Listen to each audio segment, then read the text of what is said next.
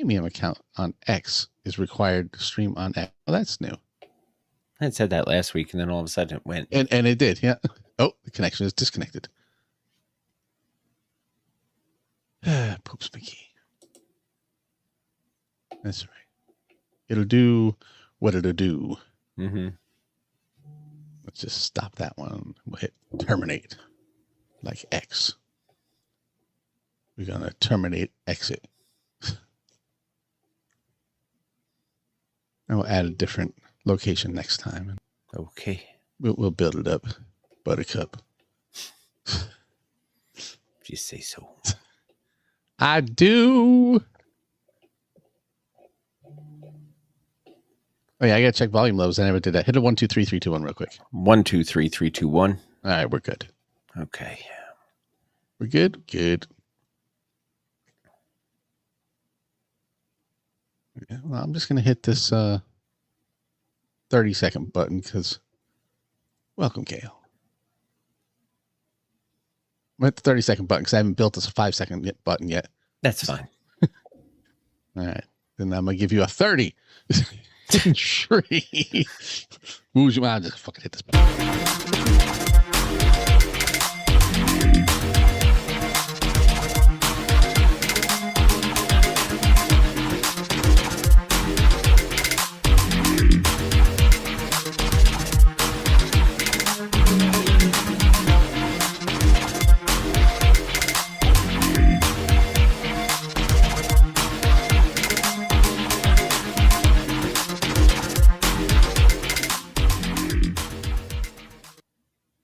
This week on the Mr. Throwback Thursday podcast, we bring you LL Cool J winning at Tribeca, Jim Jones going insane, Timbaland apologizes, Eminem Stan gets arrested, a zombie plane update, because everybody was waiting for that, and new music from Public Enemy. What else? Let's listen. It's not just any day. It's Mr. Throwback Thursday. All you kids want to get on and shit. You are now about to witness the strength of street knowledge.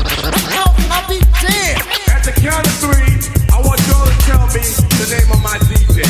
1, 2, 3. The poppers pop and the breakers break. Like the fellas say oh and the girls say hey. Give it up for the DJ, Mr. Throwback Thursday. And now, here's your hosts, Bill Winters and Mr. Throwback Thursday himself, Jamie Robinson.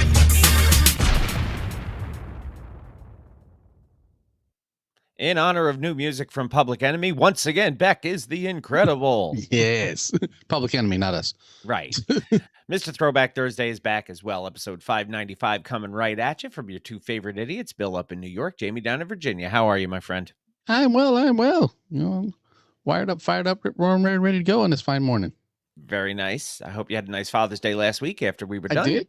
Yes. And, as I did as well. So, everything okay, and possibility of some severe weather my way. So we'll do what we can do for as long as we can. Some nuclear war. You know, who knows?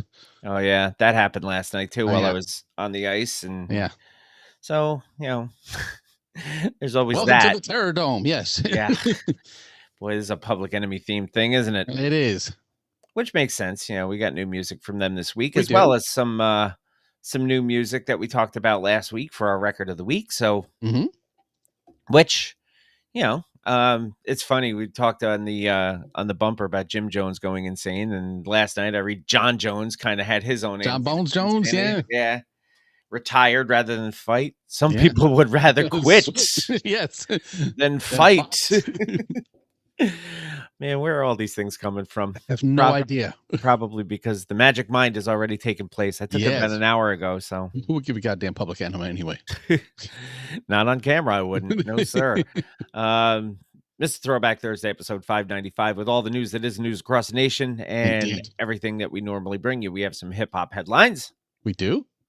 We have a little bit of woo news. Yes. I had to practice again. A one and done, which sounds like something in a hospital. I'll go with that. The record of the week. That's actually the name of the elevators in Vassar Hospital. Nice. record of the week from one of our favorites, and we talked about it last week. And we said we were going to bring it. It's also from your artist of the month. So It if you is. remember who that is, you'll know who we're talking And about. if you don't, then we'll tell you later. We'll bring you that old to the new, which is new music from Public Enemy. Indeed. And I, of course, will read lyrics, and then we will call it a day for Mr. Throwback Thursday, episode 595. And for those of you watching live, we will try not to screw this whole thing up. It's Yes. only week 2 with our new software, and we just didn't have time this week to play with it. So we'll do what we can with what we have and who we are. And that's all you can get from us. So Yes.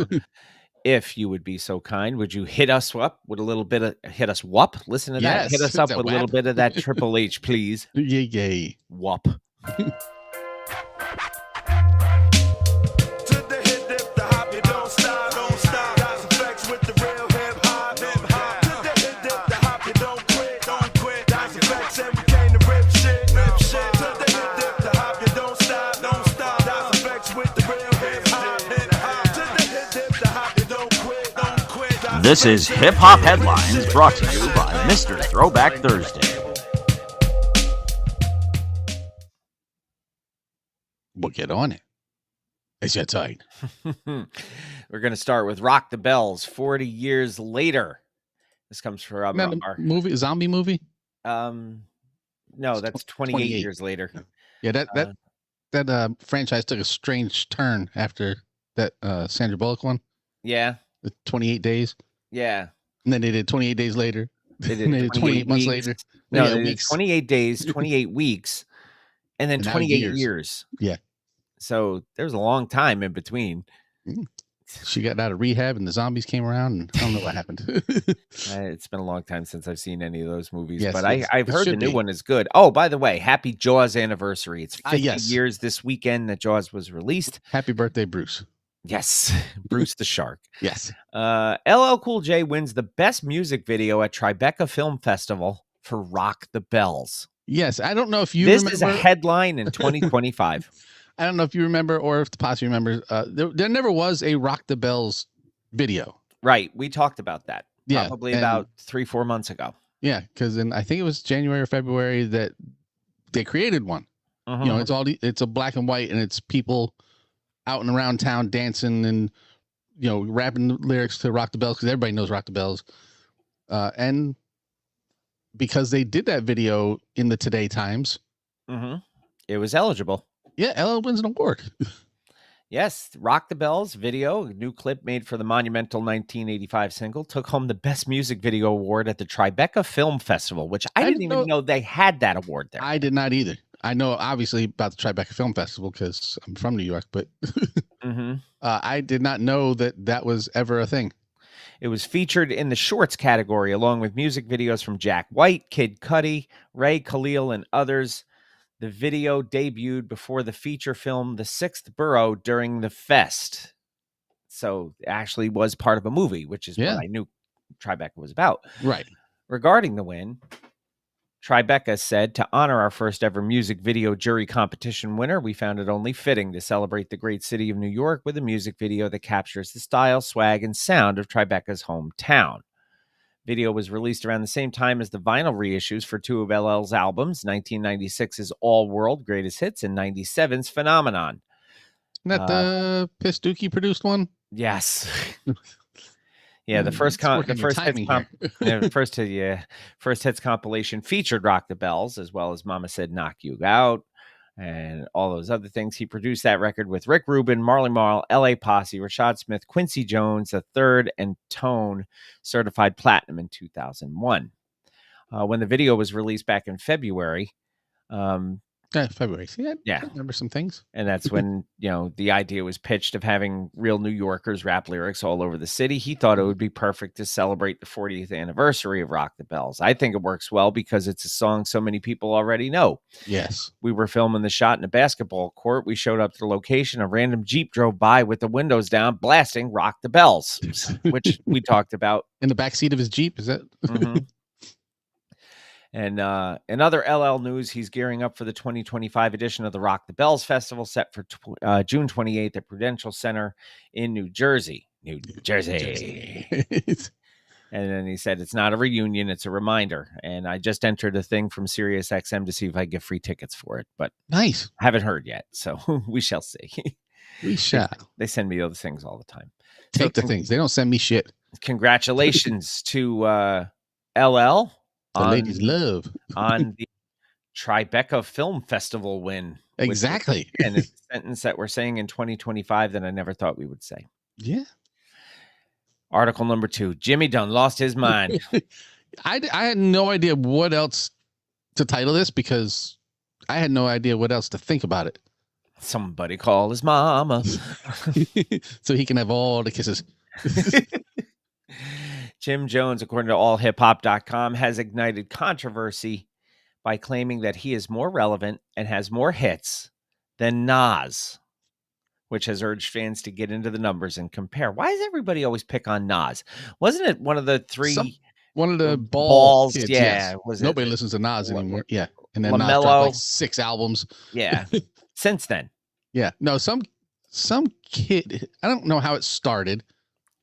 Some kid somewhere said that Jimmy was better than Nas, or that he didn't listen to Nas, or Jim said his kids don't know any Nas songs, something like that. He was on Joe and Jada's show. Jada, right. Yeah. Yeah.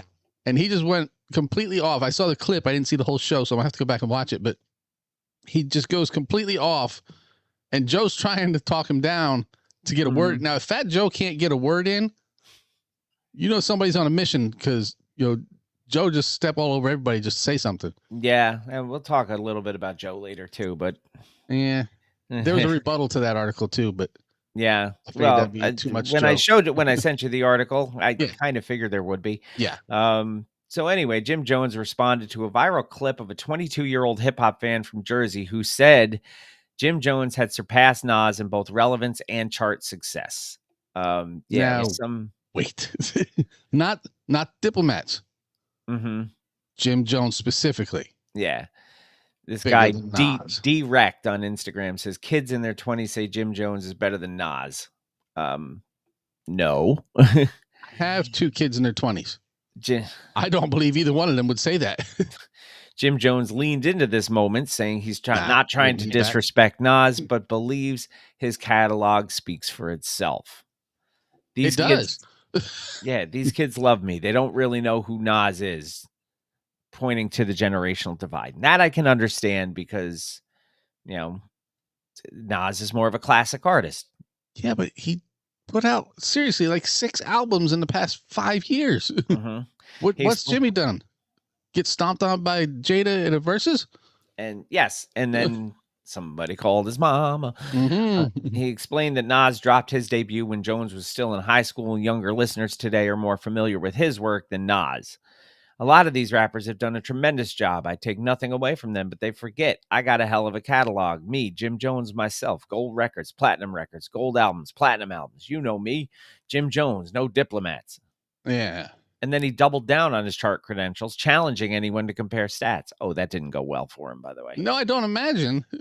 Check my track record, then check everybody else's track record. Okay, then go let's to do that. Billboard and check all my entries and check all of them Nickelback's entries, he said. So let's not get into that where we get into numbers. And I got to show you the stats of what I've done.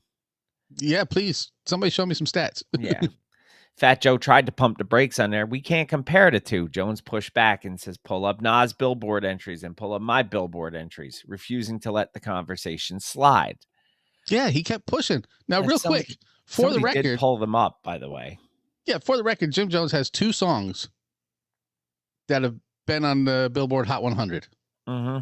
One in the top 10 and one that hit number 1. Nas, on the other hand, has 27 songs that reached the Hot 100, 2 top 10 hits, while also having number 1s. Albums. Mm-hmm. Jim Jones has 9 entered in the Billboard 200 with 3 top 10 albums and no number 1s. Nas has 27, 16 top 10s, and 6 that have reached number 1. What stat? Jimmy sounds like he's getting stats from Trump. I was going to say the same thing, but I didn't want to throw that name out there. I don't care. It's our show.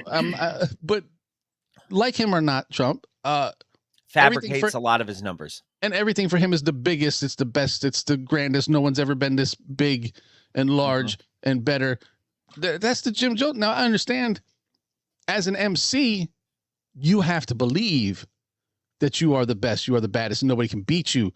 But when you start saying check the numbers, And to go you back can't to the, inflate those things. and to go back to the Public Enemy centric theme of this show, don't believe the hype. No, So social media has weighed in on the debate. I'm sure. And the data, like you said, shows basically Wrong. yeah. It's- I don't even know how to say it. Not only is Jim Jones insane, he's wrong. yeah. He's And he's we have never been, about the numbers. The people we like are people we like. It doesn't matter how many albums they sold, how many records charted. If you like something, you like it. But never ever did I think that Derek B would have stood up and said, he's got more hit records and gold and platinum plaques than Nas. But on any given day, Mhm. I could rather be in the mood for Derek B than a Nas record. You can't just say my numbers are bigger because I want them to be. Right. And Derek B got one of the hottest records in New York. Exactly. And who said that? That would be Chuck D. So yeah, you just kind of don't let the facts get in the way of a good story there, Jimmy. Yeah. Well, it's not a lie if you believe it. Isn't that what? Who said that? I forget who said that, but Trump. he lives it. Yeah. Next article: Big Mama. Yes. Now, Big Mama This is- could be only one person. Martin Lawrence. No, Oh, that would be Roxanne. yes. Roxanne's Revenge, how a teenage battle rapper changed hip hop forever. And this comes to us from blackamericaweb.com. We are talking about friend of the show and icon of the industry, Indeed. Roxanne Shante, 10 years old. She was making noise in the underground rap scene by 14. She was an undefeated battle rapper and a member of the Juice Crew, which came when she ran into her neighbors, Marley Marl, Mr. Magic, and Tyrone Williams, who were frustrated after UTFO backed out of a show. Not Mr. Tyrone Chitterfoot, No, because he's down with the funky tongue twister. That's a whole different thing. though hesitant at first, Shante was convinced to record a freestyle that became a 7-minute track disrupting UTFO's plans. It was a diss track that played on UTFO's unreleased song, Roxanne, Roxanne. Shante used as fuel freestyled from the woman in the song's perspective, and then Roxanne's Revenge was released back in 1984, reached 22 on the Billboard chart, sold over 250,000 copies in New York, and sparked Sound the like she had one of the hottest Roxanne records in New Wars, which had over 30 response tracks. So And one by a group called Potato Chip. this catapulted Shante from local battle rapper to Juice Crew member, earning her recognition as one of hip hop's best in the battle rap game. She was a rising star credited by Nas as an inspiration. And if you watch that show, she was the one who basically Yes. said to Nas, you need to clean up your style and come back. Otherwise, you'll never be better than Jim Jones.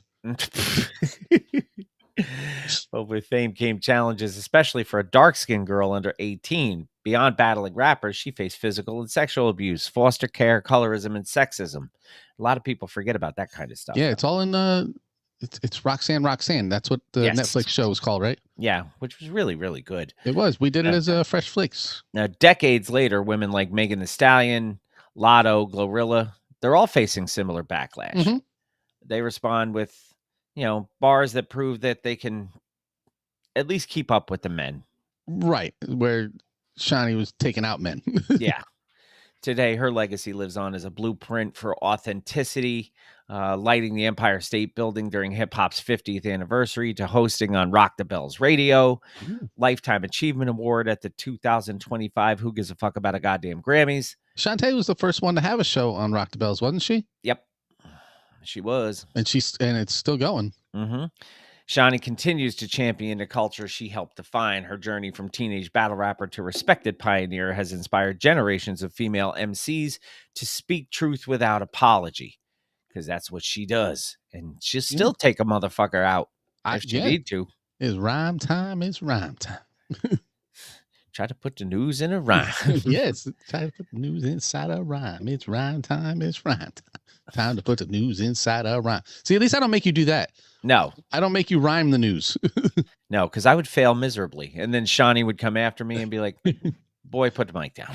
I will tell you, if I ever get her to be on the show, you know, our opening, Yeah, I'm going to write the whole thing as a rhyme. as rhymes so you can introduce the articles. Because that's what she does. Mhm. She'll, for those of you who don't listen to her show, you should, but You really should. It's really Yeah, good. she sees the title of the news article and she writes like a, couple lines. Like 8 bars on On what the article is going to be. And then like so that was her introduction to the news, kind of like Bill reading This Week on blah, blah, blah. Mhm. She says, puts the news inside a rhyme, and then they get into the segment and they start talking about the news. But Mhm. that's her news intro is a rap about whatever the article is going to be. She's so good. She She's is. so good. You know who isn't good right now? Fat Joe. Yeah, we Yeah. talked about it a little bit. Say it Better ain't lean so, back. Joe. I said, when I sent it to you, I was like, is it Fat Joe or Fat Pedo? Yeah. P Joe. P. Joe, yes. According to Hip Hop DX, and this was all over the place, actually. Fat Joe has been accused of being a pedophile in a bombshell lawsuit by his former hype man, T.A. Dixon. Sounds like a disgruntled ex-employee. Yeah. Did he wrestle with Magnum TA? No. Oh, no. Seeking up to $20 million in damages. $20 million with an Now, M. let's hold that.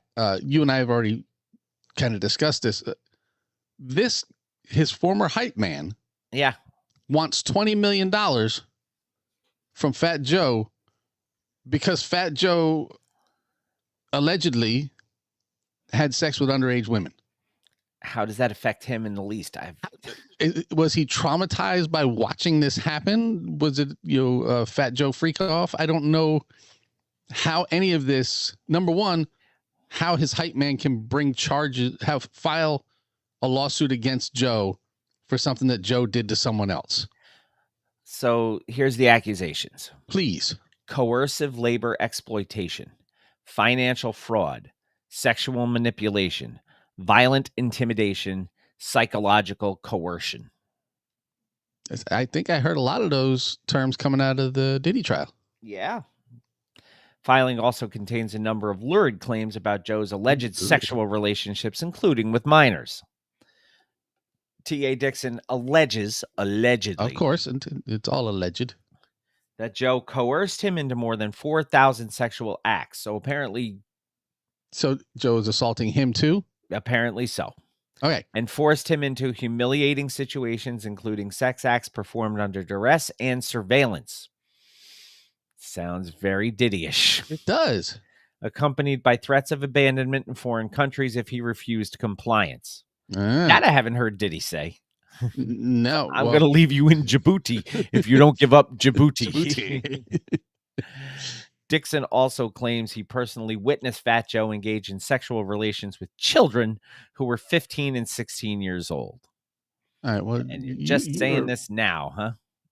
Yeah, and you are, for all intent and purposes, ratting yourself out. The former hype man alleges that Joe had one 16-year-old girl perform sexual acts in exchange for cash, clothing, and payment of her cell phone bill. It's It's like, a new look, world, man. I can't pay this iPhone bill. Well, I can help you with that. The filing Come over further here and lean adds back. Fat Joe began having sexual relations with minor Doe 2. Apparently, they're all Jane Does. Oh. When she was 15 years old, after a concert overseas, defendant flew minor Doe 2 to New York City and Miami, Florida on multiple occasions. Due to minor Doe 2's body being adolescent and not fully formed, defendant paid for her to get a Brazilian butt lift. All right. Did he send her to Brazil for that? I don't know. Oh, okay. Maybe that's where he threatened to leave her. Minor Maybe. Doe 2 eventually left defendant and is now married to a professional athlete. Okay. Dixon also says Joe orchestrated repeated orgies involving plaintiff, female dancers, and minors. Joe has taken on the legal representation of Joe Tacopina, who is also A$AP Rocky's lawyer, who blasted the lawsuit. He said in a statement, the lawsuit filed by Tyrone Blackburn and Terrence Dixon, not Tyrone Chilifoot and Magna No. TA, is a blatant act of retaliation, a desperate attempt to deflect attention from the civil suit that we filed first, which exposed their coordinated scheme to extort Mr. Cartagena through lies, threats, and manufactured allegations. One, I wish that I could title the show like I used to, because it would be Tyrone Chilifoot and Magnum TA. And I would have the greatest artwork. But I can't do that anymore because it doesn't get picked up and people don't understand what I'm saying No, for it to be. But anyway, that no, would have been a but for better our- title. But for our people, for the patron version, For the patrons, yes. it's subtitled Magnum TA and Tyrone Chilifoot. Yes, Craig, I know they Yes. cannot mention the name of minor victims. And if there are minor victims who are coming forward, you know, I've just never seen previously- them. I've never seen them listed as Minor Doe 2. Right, right. Yeah. So does this mean that there are women who There are had to have been a part- Minor Doe 1. There had to be, yes. Because Minor Doe 2 Electric Boogaloo doesn't work if there's not Oh, the original Minor Doe. But You went So thi- Boogaloo. this guy has filed a lawsuit on his own behalf for the way he was treated and the things that Joe made him do, allegedly. Yes. And then Is mentions there all this other stuff. Is there a criminal case filed by all these formerly at the time minors? So is there possible criminal charges as well? So far, I haven't seen anything as far as I hadn't either, any but if we're- cases if we're by the naming- minors. But Yeah, if we're naming Minor Doe 1, Minor Doe 2, I don't think that Magnum TA here came up with those names. I think there we go. yeah, that's kind of what I thought too. I mean, there would have had to been some kind of creed. Well, I mean, you could file a lawsuit for anything. Right. That's what I say. The civil lawsuit that he's filing, he can file because he feels like it. That's, you know, how our society works. The criminal charges, if they are being filed or if they have been filed, that requires a little bit more. Right. You know, what it sounds like this guy has done is taken notes on words and situations he heard in the Diddy trial and wrote them down and said, I would like to sue him based on the same stuff. Right. So law enforcement, according to the lawyer, Joe Tacopina, says law enforcement is aware of the extortionate, which I learned a new word today. Yeah. Extortionate demand at the heart of this scheme. The allegations against Mr. Cartagena are complete fabrications, lies intended to damage his reputation and force a settlement through public pressure. Mr. Cartagena will not be intimidated. We have taken legal action to expose this fraudulent campaign and hold everyone involved accountable. Just like Jay-Z and his lawyer did against, you know, the people that were coming after him for the same kind of stuff. And Joe has already previously sued Magnum TA here for slander after he made allegations about the Make It Rain rapper having sex with a 16-year-old girl. So there's But did he win? This is the question. I don't know. I don't Nobody even know knows. if it has been adjudicated yet or anything like that. Let's see. Because that suit was just reported on back at the end of April. So it's not. Right, so it may not, you know. Yeah. Oh, I mean, and as we have a short intermission as Bill's looking something up, happy birthday as we record to friend of the show, Schoolie D. yes. And That has Very, not very, been very- adjudicated yet, by the way. no, very large supporter of the show, Brooklyn Ty. Yes. Happy birthday, Brooklyn Ty. Yes. So yeah, Joe is, it kind of sounds like Joe's, I mean, he may not be an angel, but Right. I'm no angel. Sorry. But it's without knowing all the facts, and I really, like Right, Cranky yes. said, it sounds a bit copycat for sure. Yes, So but we are not here to give our opinion on the news. Well, yes, well, I mean, that's we kind of what kind we of do. are, but That's what we do. I was lying. but we also use the facts that are presented to help Yes. form that opinion. I mean, Yes. it doesn't look good for either case right now. It does not. It doesn't make But- anybody look good in this situation. No, that's also the thing. Whether this is true in full, in part, not at all. At the end of the day, people are still going to look at Joe sideways because, Court of No. public opinion yeah, doesn't wait for evidence. no, time waits for no man. Nope, that's for sure. Sorry, Charlie. Apparently, we're having a tuna commercial in here. We are. No, we're not. All hip hop brings this. Timbaland apologizes to producer, averting an all-out AI war, at least for now. Yes, so last week we talked about this new A-pop thing. Mm-hmm.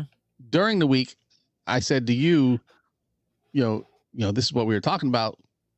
Producers are coming after him saying, "Hey, fucker, you can't be using my stuff because I just heard it and it was my stuff." Yeah. So now, So Timbaland has issued a mea culpa mhm, after facing backlash for using K Fresh's beats without approval to create an AI-generated remix through Suno. so it's an AI culpa. Last Friday, June 20th, or actually 2 days ago, K Fresh demanded a public apology from the producer within 24 hours or face legal consequences. Why does an apology trump legal stuff? I don't understand that. Well, I could see in the world of AI right now, where everything is still, we'll say new. A lot there's- of undiscovered territory. That's Right. So a lot of things are not illegal yet because they haven't happened. So unless what is his name? K Fresh? yeah. Unless he wants to basically be the precedent, set the precedent for AI sampling laws, Mm-hmm. which, and I'm sure that's a giant undertaking financially, time consumption, and you don't know how it's going to come out. Right. It's easier for him to have Timbaland acknowledge that he did what he did to him and tell the world, yes, this, you may like this. This is K Fresh's beat. I took it and did this. So it's more beneficial to him for Timbaland to basically say, I'm Timbaland, but I took K Fresh's beat and turned it into this So because he's getting it was great. He's getting free publicity as opposed to the possibility of name recognition and the possibility of a financial reward, hoping that name recognition will bring in more financial windfall for Exactly. his. Yeah, That's the way I see it. I can Again, see that. giving my opinion on the news, not I can see that. No, I mean, it makes perfect sense when you put it that way. So K Fresh demanded this apology. The track was shared without credit, consent, or compensation, igniting widespread criticism from artists and industry professionals. That's a whole lot of alliteration. yes. Timbaland responded with a statement on social media admitting he failed to verify the origin of the beat before using it in a demo.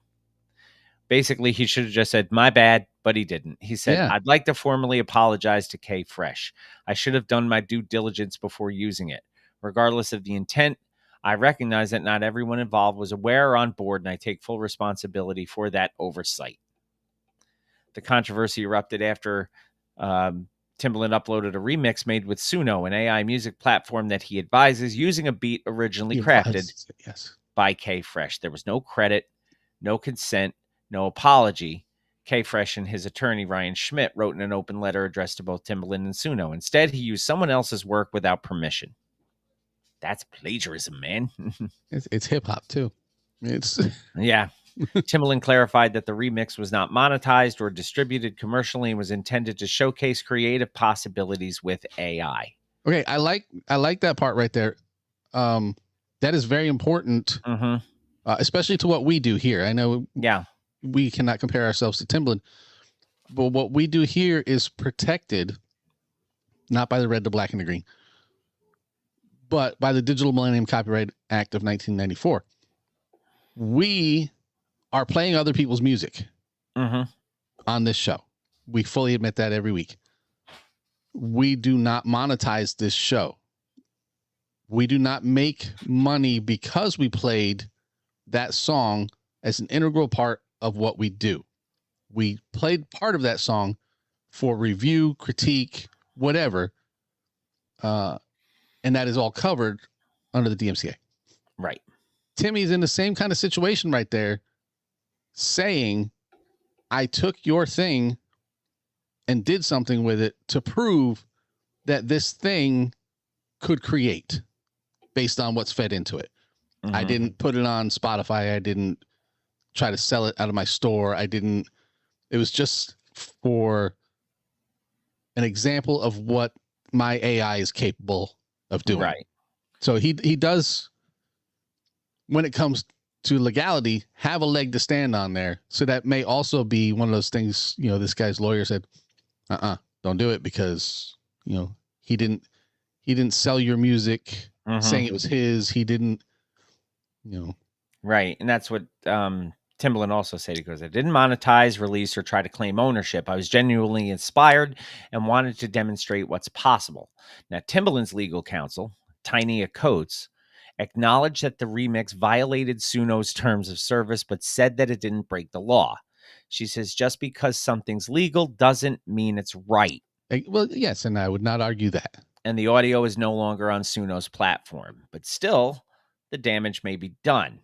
Part of K-Fresh and his legal team's demand was that Timbaland provided proof that the beat has been removed from Suno's training data and a commitment to avoid using unlicensed music in future demos. Now, it's unclear if that data is still part of the algorithm of this AI program. Timbaland's involvement with Suno, an AI-powered music platform, has drawn scrutiny from artists concerned about how AI may exploit creative work, which we talked about at length. Yeah.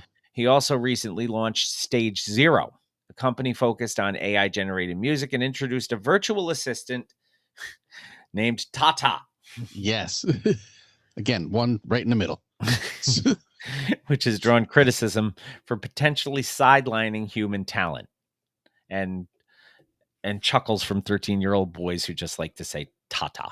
Yes, or 50-plus-year-old men who are 13-year-old boys at heart. Tata. Did you know Stan, the video for that turned into a documentary? I did not. It was kind of crazy when I saw that. Yeah. And then I saw another thing on it after you sent it to me, and I'm like, yeah, this is bad news. Hot New Hip Hop brings us this, and I've got a stupid Google ad. There we go. Eminem's Stalker has gotten a lengthy prison sentence for a home invasion. So, I mean, Isn't that a Ice-T album? Yeah, it is. But we all know Stan, the song. Yes. Basically was the... And who's it? Devin Siwa, who played him? Yeah. From Idle Hands. Basically was the crux of using the term Stan for a obsessed fan. Right. Which he was. This is a real thing now. Eminem has his own Stan. Yes, but his name I'm sure he has a ton, but his name is Matthew. Matthew David Hughes. In the video, his name was Devin. So Matthew David Hughes broke into Eminem's Michigan home twice in this decade. Once in April of 2020 and once in August of 2024. I wrote the addresses on him perfect. Exactly. He knew where he was going. The influence of the Eminem song Stan cannot be overstated. It sadly parallels real life scares when it comes to obsessed fans. And we've seen that before, even before the song came out. I mean, Selena was murdered by one of her own fans. So was John Lennon. John Lennon was murdered by a fan, which is a very interesting way of showing how much you love somebody by taking them out. You may have heard of a couple of break-ins that a fan committed at Marshall Mathers' Michigan home. More alliteration. Yes, I did not hear about it. I read about it. Yes, when I was trying to figure out news for the show. According to All Hip Hop, a court reportedly gave Matthew David Hughes a lengthy prison sentence Tuesday, June 17th, for breaking into Marshall Mathers' home twice, April 2020, August 2024. He will serve a maximum of 30 years on first-degree home invasion and stalking charges. and his eligibility for parole will reportedly open after 18 years served at a minimum. Ahoy, Captain Ricky Schnarr in the house. Morning, Ricky. For those unaware, back in April of 2020, Eminem's convicted stalker smashed his home's window with a brick and entered while Slim Shady was sleeping. Superstar testified that Hughes allegedly told him he went there to kill him before security guards apprehended him, leading to his arrest. Thank God M has security living in his house. Yeah, which is a crazy thing to me because we're nobodies. But when my home security is, a camera at my door, his home security is like a 6-pack of dudes waiting for somebody to bust a window. Yeah, my home security is a Ring camera on my door, a Ring camera on my garage, and 2 dogs that like to bark. Yeah. This guy has guys living in his house. When we make the big time, you can have guys living in your house, Bill. No, don't want it. He pleaded guilty to second-degree home invasion, received probation plus time served. However, he returned in August of 2024, this time slipping through an unlocked door. Hughes then stole a bike before security spotted him, and authorities arrested him at a Walmart 4 days after he left the scene. That's my bike. Why would you steal Eminem's bike? Why would you steal Pee Wee Herman's bike? I don't know. In Michigan court, Eminem faced his stalker in person, testified during Hughes's May 2025 trial for the incident from the previous August. The court wrapped proceedings up in 2 days. Jurors deliberated for less than 30 minutes. Were they also Eminem stands? No, but apparently they were fans of the law. In addition, they issued a no contact order, law stands, a no contact order barring Matthew David Hughes from reaching out to the Detroit legend due to what prosecutors called an obsessive and dangerous pattern. You think? I think stalking, by definition, is a dangerous pattern. Have you seen pictures of this guy? I have. He does not look overly stable. He does not. Yeah, no. I read the articles when I decide if they're going to work for the show or not. Eminem's got other legal matters he's addressing too. His publishing company recently launched a $109 million with an M lawsuit against Meta for allegedly using hundreds of songs on their platforms without permission. That sounds like a lot. Hundreds. So, hundreds. Put them in your pocket. No, it sounds like what he did. So, this Stan is going to be standing in prison for at least 18 years, minimum 18 years. Minimum. That's when he's eligible for parole. This is a touchy one. It is article number 7, but the way it is presented and who it is presented by. Yeah. 10 ways to not switch it, not to not. 10 ways. 10 ways not to. Yeah. 10 ways not to. I'm trying to. That's not the words. You can read the title because it's the title of the book. The title of the book is 10 Ways Not to Commit Suicide. Yes. So this is a book that Daryl McDaniels has published with Daryl Dawsey, co-writer. Yes, not Daryl Dawkins, different guy. No, that's 10 Ways to Shatter a Backboard. It is. Didn't Daryl Dawkins pass away too? I thought he did a while ago. Yes. DMC did not. Don't say also. No. No. You never know what someone is going through. Daryl McDaniels, better known friend of the show, DMC, the legendary hip hop group Run DMC, has had years of hit records. Lego, what's the collaborator? Yeah. Sold out tours, adoration from fans literally all over the globe. Yet even with all that, he revealed the time in his life when he was ready to throw it all away, basically. Yes. Yep. Yeah, no, it's very well known that DMC was in deep depression, had a very, very rough time. Had thoughts of self-harm. Yes. He was very big into alcohol. He had a lot of shit going on, and he, like like Flavor Flav, has come out the other side much stronger than he was when he went in.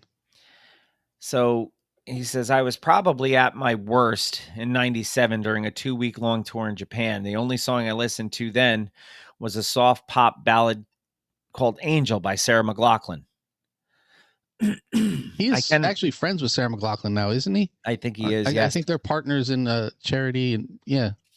I cannot overemphasize how important that song was to me in the midst of my depression. Angel kept me serene when every fiber of my person was screaming for me to lose it, and it made me believe that I could soldier through. It's probably why he's friends with her. Mhm. McDaniels was sober at the time after struggling with alcohol addiction, but found himself at a crossroads in his life. He faced an identity crisis when he lost his voice due to a condition called spasmodic dysphonia. Yes. The condition, which causes involuntary movements of one or more muscles of the voice box, can ultimately result in the loss of one's voice. He was also dealing with group conflicts after the murder of group member Jam Master Jay. I thought long and hard about ending things every day in Japan. I tricked myself into thinking that my family might be better off without me. I considered jumping out of a window. I thought about going to a hardware store to buy poison to ingest. I thought about pointing a gun to my temple. It would be too simple to say that a song got rid of all my negative feelings. It couldn't rid me of the wounds. Angel was like a life preserver tossed to me during a storm. It didn't pull me out of the water, but it did help me stay afloat until other help came along. Mhm. What a perfect analogy that is. Yeah. In 2004, he decided it was time to seek professional help and calls it one of the best things that any person, but especially a black man, he says, can do. When I went to therapy, I realized something that most men, I don't care what race, creed, or color you are, but especially black men, I realized that therapy is not soft. My saying is therapy is gangsta. It actually empowered me. It Mhm. allowed me to say things that I thought about, but I would never want to hear myself say those things. According to the Office of Minority Health, while black African Americans are less likely than white people to die from self-harm Mhm. as teenagers, African American or black teenagers are more likely to attempt self-harm with a fatal outcome than are white teenagers. 8.3% versus 6.2% is the stats. That stat for adults is not much better. In 2011, 54.3% of adult black or African Americans with a major depressive episode received treatment, compared with 73.1% of adult white Americans. So they have as many episodes, but they don't receive treatment as much. Right. Or seek treatment. Mm-hmm. So self-harm with a fatal outcome is a leading cause of death in the United States. To break the statistics down by age, it is the second leading cause of death between the ages of 10 to 14 and 25 to 34. It's the third leading cause of death between the ages of 15 and 24, and the fourth leading cause of death between 35 and 44. In the U.S., back in 2021, 48,183 people died by self-harm with a fatal outcome. This equals one death every 11 minutes. If you don't discuss your mental health in therapy, we will keep having this unnecessary cycle of us missing signals, signs, and opportunities to eradicate the mental conditions that is brought on because of a continuation of a repeated cycle. And we miss the chance to fully diagnose and treat the individuals who have mental health problems. So it's important that people talk about it. And I think I might try to copyright that phrase now. What's that? Self-harm with a fatal outcome. Go for it. I think It's expensive to copyright something, just so you know. Yeah, I know. I know. We know that. The trademark things, yes, it's not free.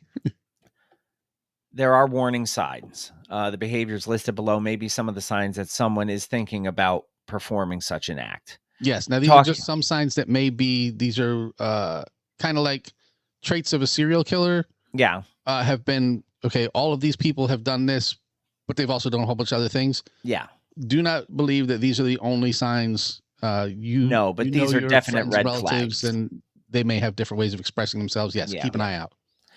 Talking about wanting to not be alive anymore. Talking about great guilt or shame. Talking about being a burden to others. Feeling empty, hopeless, trapped, or having no reason to go on. feeling extremely sad, more anxious, agitated, or full of rage, feeling unbearable emotional or physical pain, changing behavior such as making a plan or researching ways to act on these thoughts, Mhm. withdrawing from friends, saying goodbye, giving away important items, or making a will, taking dangerous risks such as driving extremely fast, displaying extreme mood swings, eating or sleeping more or less, using drugs or alcohol more often. I don't know if I've ever actually said this out loud. You know my past with my marital history. I do. When my first marriage exploded Mhm. after 10 months, I got in my car and I drove down a very busy highway, reaching about 110 miles an hour. Mhm. And then all of a sudden, I thought about my mother. And I slowed down. I turned the car around. I parked in a parking lot and I sat there and I cried for about 8 hours. And that's probably the closest I have ever come. I agree. And, you know, when this was 2000 maybe. So I was 30 years old. Maybe, yeah. So 29 or 30, and right in those age groups. Yep. So if these warning signs apply to you or someone you know, get help as soon as possible, particularly if the behavior is new or has increased recently.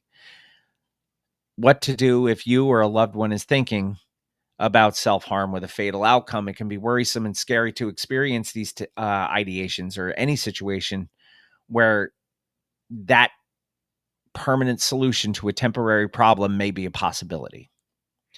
You may also be concerned about the safety of someone you care about if they tell you that they're thinking about this option or have attempted this option. The following may help.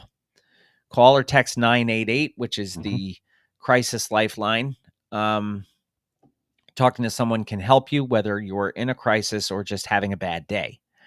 Remember, you're not alone. If you or someone you know are in danger or an unsafe situation, call 911 or your local emergency services number immediately. Yes, or 999, depending on where you are. Make a safety plan. A safety plan is a list of things that can help you or a loved one feel better when they're experiencing crisis, including these thoughts. So all this just because DMC wrote a book detailing that he's been there. Yeah. And we've seen it in multiple celebrities. I mean, multiple celebrities. Some of the most famous musicians in the world have done this. Yeah. We went through a stretch a few years ago where half of the grunge artists, I mean, we lost Chester Bennington. We lost Chris Cornell. We lost Kurt Cobain. Mhm. We lost multiple people. Yeah. And a lot more that you probably never even knew about. We've lost comics, Richard Jenny, Robin Williams. Yeah. It is a thing. It is a big time. I don't want to say it's a problem because then it puts an onus on the person suffering. Right. It is something that needs to be at the forefront for treatment. Mhm. And with the way things are right now, the uncertainty of everything in the world, Yeah. it's only going to get worse. So, I mean, the economy is terrible. The situation now with the possibility of global conflict, these thoughts are going to be in a lot of people's head. So let's keep an eye out for our brothers and sisters and our friends. Okay. And the posse. And the posse. Posse members are family. Keep an eye on your family, your friends. Hell, even if you notice a stranger acting very weird in public or anything like that, they could be going through crisis. there but for the grace of whomever you pray to, that could be you. So, you can pass judgment after you help. You know what I mean? Mm-hmm. So I'm glad Dee wrote this memoir. I'm glad he's shining light on it. I can't believe I've never actually mentioned my close call in public before. Well, but yeah, I mean, it's you haven't had occasion to or reason to. I mean, I know I've told you in private, but because I think I called you that night. You did call that, yes. So yeah, it's and you never know what's around the corner. You don't. Anyway, let's get back to the silliness that we're used to. Well, you see how this is. Yeah. Let's go from that serious thing to Zombie Plane. Look, I'm telling you, I cannot wait for this film. I'm really kind of along with you. From day one, when we heard that it was possibly going to be a thing, to the ever expanding cast, Mm-hmm. I am in, man. Variety.com has brought us this Zombie Plane, which we talked about, I believe, for the first time like a year ago. I think it was a little longer than that even. Wraps production as Ice-T and Brian Austin Green have joined the cast. Both people who we have had records from yes, on this show. So that's 3 stars. We've done 3 artists on the show that we've done. We should be an official sponsor of this movie. Oh, man. Too bad Chuck Norris didn't drop an album because he's in it also too. in it. Production has officially wrapped on the high-flying action comedy Zombie Plane. Ice-T, Brian Austin Green have joined the cast. Vanilla Ice, Sophie Monk, Chuck Norris, Sir Bob Geldof, and many others star in this Fucking film. Bob Geldof. Where celebrities are seen by day as the faces we know and love, but by night they are saving the world from under-wrap attacks. Led by Commander Chuck Norris, they stand between world peace and humanity's destruction. This is crazy. Ice-T shot his scenes on Australia's Gold Coast alongside Australian actor Stephen Curry, not the same one that plays basketball, and a surprise cameo by one of the country's high-profile media personalities, Kyle Sandilands, who I don't know, but apparently that's a big name in Australia. With the final scenes now shot, Zombie Plane will hit screens later this year. Screens. Now, are we talking movie screens or home television screens? I don't know. They haven't said yet. Release dates will be announced shortly. U.S. distribution will be headed up by Entertainment Squad with its Australian theatrical release through Radioactive Pictures. Yeah. So in Australia, it's going to the theaters. I will see that. I will tell you if this hits a theater within 60 miles of me, I'm going. I will see it opening day. I'm going. I have to. Strong musical themes. The film's soundtrack includes tracks produced by Rob Van Winkle, friend of the show, professionally known as Vanilla Ice. Wannabe friend of the show, because we really want him to be a friend of the show, Finn Tutuola, Ice-T, and many other members of the key cast who are also musicians. Not Chuck Norris. No. Although if they get Chuck Norris to sing, then all bets are off, man. I'm excited to see this high-octane thrill ride of laughs and action come to life, and I know the audience will be just as excited, said Jess This Putman, audience is producer of Radioactive Picture. This film marks the first collaboration between Australia's Radioactive Pictures and US-based Entertainment Squad, which was founded by veteran producer Shaked Berenson, who has films such as Slacks, Big Ass Spider. Oh, okay, hold on. I believe I've actually seen Big Ass Spider. Hold on. I have to go and check the with an exclamation point. So that must have been a big ass spider. Well, yeah. I'll have to look that one up when we're done to see if I've actually seen that one or something with a comparable title. Turbo Kid, The Man Who Killed Hitler, and then the Bigfoot. That's all one title, by the way. Oh, so he killed Hitler and then the Bigfoot? Yes. Nice. That one you might have to look up.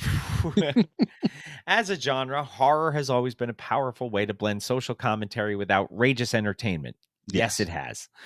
Zombie Plane carries that torch with its absurd premise and sharp satire. We embrace the weird, the wild, and the unexpected. I am so geeked for this movie now. And, oh, by the way, You were a fan of Sanford and Son. Oh, yeah. Lynn Hamilton from Sanford and Son, the actress, has passed away at 95. That's a little blurb on there. So rest in peace to Lynn Hamilton. Yeah. And I just watched Sanford and Son the other day when I was at your house, actually. Yes. Yeah, she was Donna. Mm-hmm. on Sanford and Son. Pitchfork.com brings us our next article. Still fighting the power. Yeah, and I just posted like a week or two ago the do the right thing. You know, people are asking why Mookie threw the trash can through the window, not why they killed Radio Raheem. Yep, which was in my memories that same day too. Yeah. Which I think we put up originally when the George Floyd, Derek Chauvin thing was going on. Yes, that's when it started. Yeah. So Public Enemy has full circle here. Yeah. And now we come to the payoff. Indeed. Public Enemy released a new protest song called March Madness. Recorded with a collective of student collaborators, the group's first song in 5 years benefits the Black Music Action Coalition Human Rights Fund and the anti-gun violence nonprofit Everytown. They've released their first single. It's called March Madness. Immediate proceeds, as we said, go to this. It's student contributors from Harvard, Berkeley, and Howard universities include lyricist Anthony Bell, Ali Marinaccio, Rhiannon Ray Ellis, and D1, Sydney D. Leonardist and Sierra Deshad, and producer Nigel Sanjay Sanders. Flavor Flav of the group said of the track, "It's horrible what's going on right now around the world, and especially here. I hate it. But I got a voice and a platform, and we are still fighting the power and for positive change all these years later." Chuck D added, "Gun violence is not normal behavior, but it's been going on for so long that it's been normalized. We need to treat it like the sickness and the epidemic that it is." And not be down with the sickness. No, that's a different article and group and talk all together. And you may very well get a sneak peek of that song later on. Oh, that'd be nice. We'll have to see if we can arrange that or something. And now, new school news. Yes. According to hotnewhiphop.com, Tekken player named Joe Budden gets kicked out of tournament for toilet paper antics. And I didn't even know Tekken was still a tournament thing that people were playing, but yeah, that's enough of that shit. Yeah. Yeah, this is. He's got the toilet paper though for that shit, so he can carry on. The toilet paper. He was throwing toilet paper at commentators. Yeah. What is this? A Rocky Horror Picture Show screening? It could be. That is enough of that shit. Don't sully the name of Rocky Horror in my presence. We're going to take our first break. Joe Budden, it's okay though. Yeah. As long as it's not Jim Jones. No. We're taking our first break. When we come back, we've got a couple of pieces of woo news, and then we're going to get into some music on Mr. Throwback Thursday, episode 595. Yay. All right, what do we got going on here? I need a drop because I haven't put those media assets in. Drop, drop, drop, drop. Yeah, I could put. What if I do? Oh, I didn't tell you we got one of these now. Why do we have that? It's built into EV Mux. It's not mine. We also have this. Enough of that.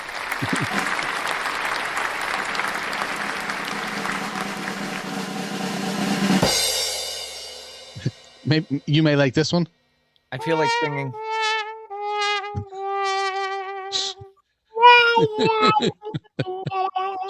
So yeah, I do that one on my own. That's a thing that's here. Where do you get those? They're under when you go to the dynamic scene, you have layers and then music. Oh. Okay. Stupid. I'll leave that for you. Yeah. You have your mission. Yes, I have my mission, and I have my mission open, by the way. Okay, good. I'm gonna see if I can go to upload file. You need a laugh track. We need a laugh track. We're not doing our job. Can I go to the drops folder? Let's just, for example, go to Schoolie because I want this one here. I can. What if I do this? How does this work? Add to scene. That's what I said. Add to- 1, 2, 3. Get out of there. So I can't add it to our regular dynamic scene, but I can add it to pro scene. All right. Noted as such. Comments, bandit, layers. Okay. Sorry. I'm learning. Come over here. Go to my drops folder. Go here. We'll go to, where did he go? This guy. Looking at Maguchi, it's about that time. All right. So nobody should have been able to hear that, right? I didn't hear do- a thing. So if I do this, you don't hear anything, right? I didn't hear a thing. But you know why? Because I'm not sharing my audio. Very good. Here. EV Mux. Tell me now if you can hear it without me adding to the scene. Hold on. I heard it. You heard it. Did anybody else hear it? Because you're listening to offstage feeds, right? Yes. So that may be why you heard it. I don't have to add it to the scene. That's even better. So somebody tell me if you heard anything aside from me and Bill saying we heard it. Because that'll be beneficial if I didn't have to add it to the scene. We'll just play the audio. Cranky, pay attention. You're there.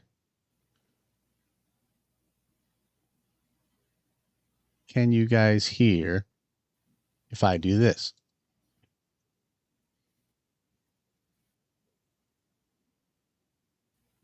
So Cranky heard it. Ooh, means I don't have to add it to the scene. That is wonderful.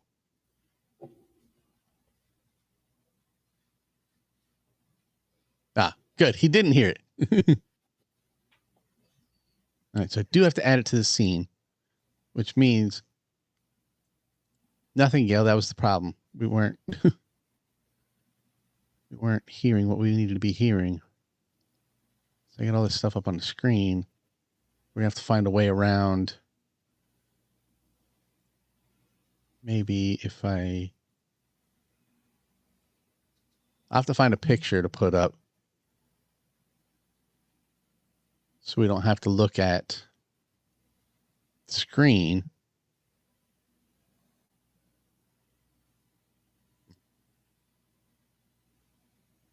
All right, we'll figure this out. So if I just go, I don't want to remove it from the scene because then you're not going to hear it. All right, ready? Yes. All right, I'm gonna hit this drop, and then hopefully some woo-woo news, and then you can get into it. Remember, no, not in this part. It's in the next part. All right, ready? Sure. Tree. Who's your mama? 1, 2, 1, 2, 3, L. Looking at my Gucci, it's about that time. Yo, this is Fully D. And looking at my Gucci, it's about that time for Mr. Throwback Thursday.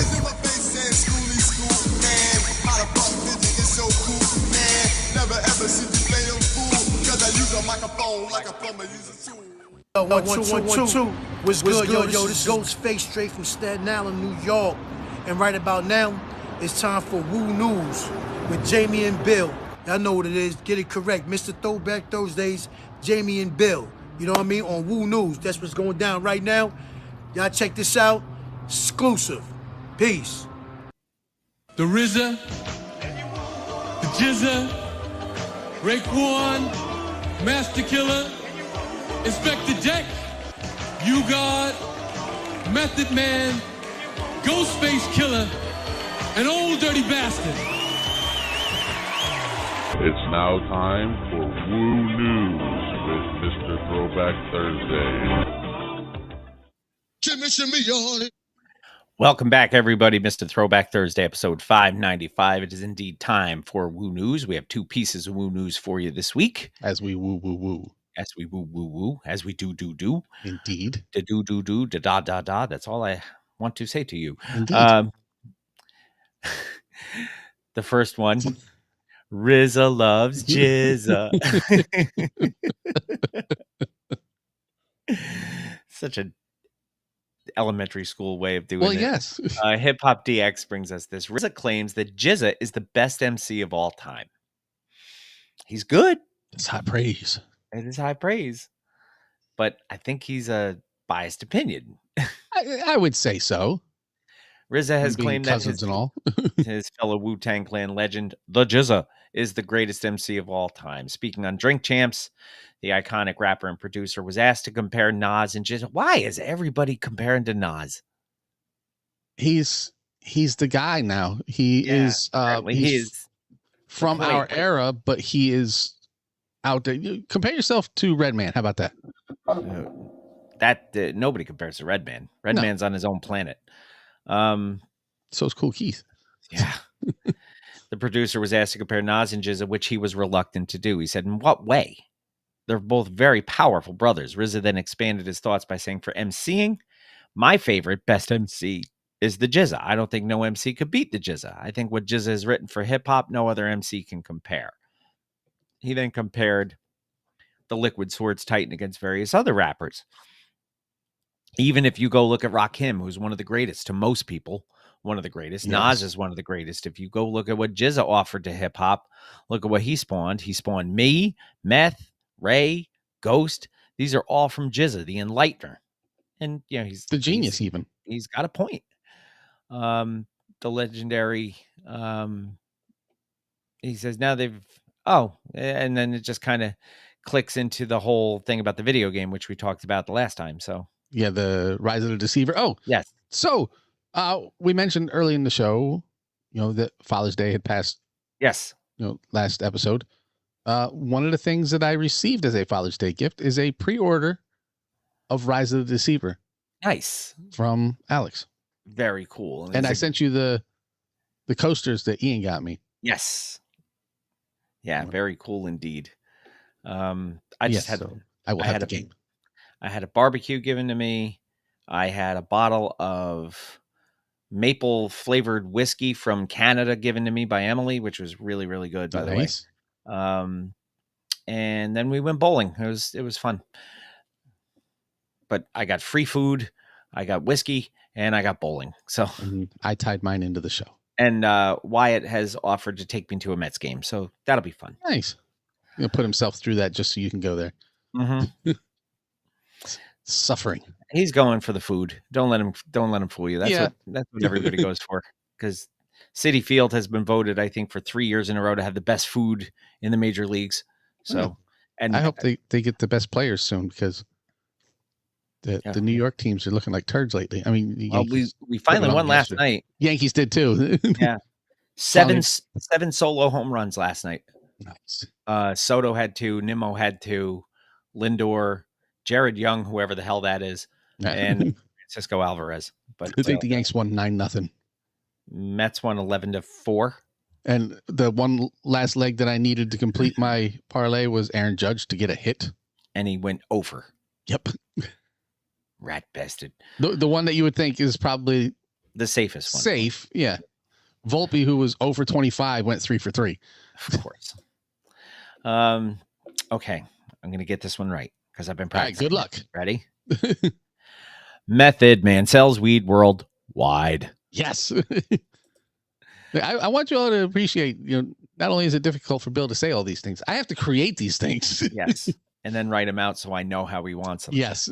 All hip hop brings us this. Method Man, Clifford Smith Jr., professionally known as, is slanging marijuana worldwide with a new deal. Other is a good businessman. Clifford Smith is bringing his Tikal cannabis seeds to Europe, expanding his weed brand into a global player in the marijuana market. Okay, player. Indeed. is partnered with online retailer Zamnesia to distribute Yes. 8 premium marijuana seed strains across the continent of Europe. He goes, I don't just put my name on anything. These Tikal seeds, hand-picked, perfected, and ready to rep real flavor across borders. Big love to Zamnesia for showing up and showing love, said Meth in a statement announcing the collaboration. The deal marks a major move for Tikal, which is short for taking into consideration all lives, which apparently was not the case. Which Method Man named after his 1994 debut solo album. That album, released under Def Jam Records, debuted at number 4 on the Billboard 200 and helped cement the Wu-Tang Clan member's solo career. And I bet you Jim Jones thinks he's better than that, too. Yeah. 3 decades later, the rapper turned entrepreneur is pushing his cannabis vision overseas. Zamnesia is a Netherlands-based e-commerce platform known for its cannabis and psychedelic products. And it will be the exclusive distributor of the Tikal seed line in both the U.S. and Europe. The rollout includes 8 strains personally selected by Method Man with names like Shaolin Spritzer, Method Mac, Sweet Morning Mimosa, and 24K Gold Fangs. All right. Okay. The campaign will tap into Zamnesia's network of over 350,000 cannabis customers and Method Man's global reach, blending celebrity influence with cultivation expertise. According to CNN, the European cannabis market is expected to grow rapidly as legalization efforts continue across several countries. This summer, Tikal and Zamnesia release a limited edition strain with collector's packaging aimed at longtime cannabis connoisseurs. U.S. buyers can find it at zamnesia.com/US. I'm curious, what packaging will appeal to longtime cannabis users? What could be special about the packaging that they would get into that maybe nobody else would? I'm interested. Maybe the packaging is made from the seeds too. Maybe you can smoke the packaging. Or you can plant the packaging and grow your own. I don't know. Yes. There you go. I'm interested though. I have to reach out. Maybe Ty will know.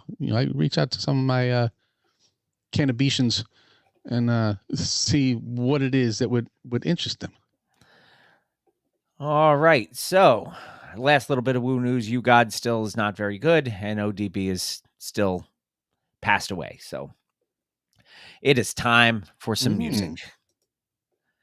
Episode 595 brings you The One and Done. The One and Done comes to us from July 4th, 1995. A number.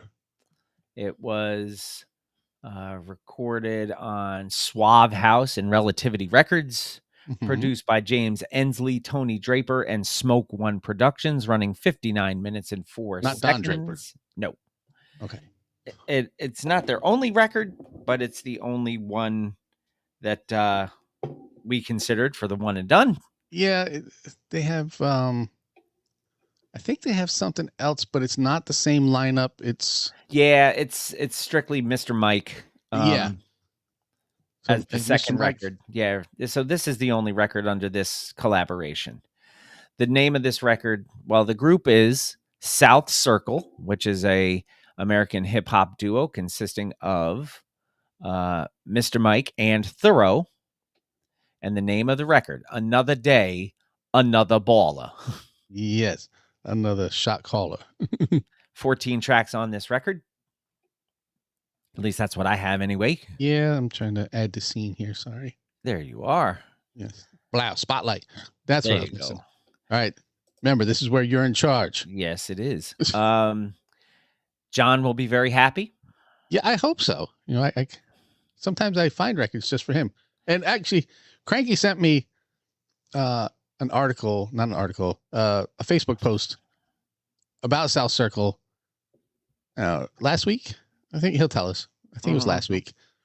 And I sent him, I have South Circle and Mr. Mike both on this playlist already. So I scrolled back. I'm like, I sent him a picture of the two of them there. He's like, did you just add that? I'm like, no, they've been there for quite a while. I have a large list, but shouts Cranky for always finding underground hip hop stuff and sending it my way. Because one of these days, he's going to hit me with a record. I'm going to go, what the fuck is that? And it'll be on the show. All right. So 14 tracks are going to start with an intro titled Intro.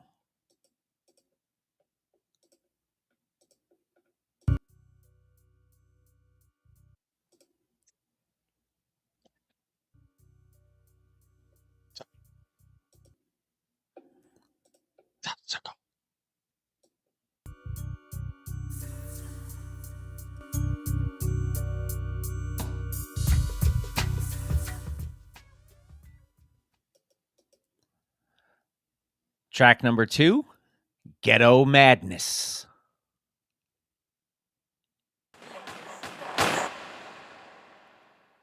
Ha ha, I pack the strap, nigga. I'll fill your cap, nigga. You better run, nigga, cause we don't love, nigga.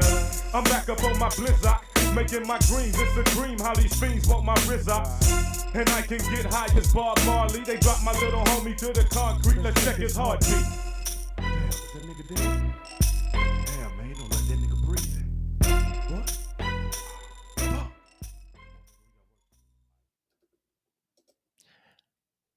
Track number 3, It's Going Down. You're yelling timber? Cause these niggas always No, that's not it. That's it. That's the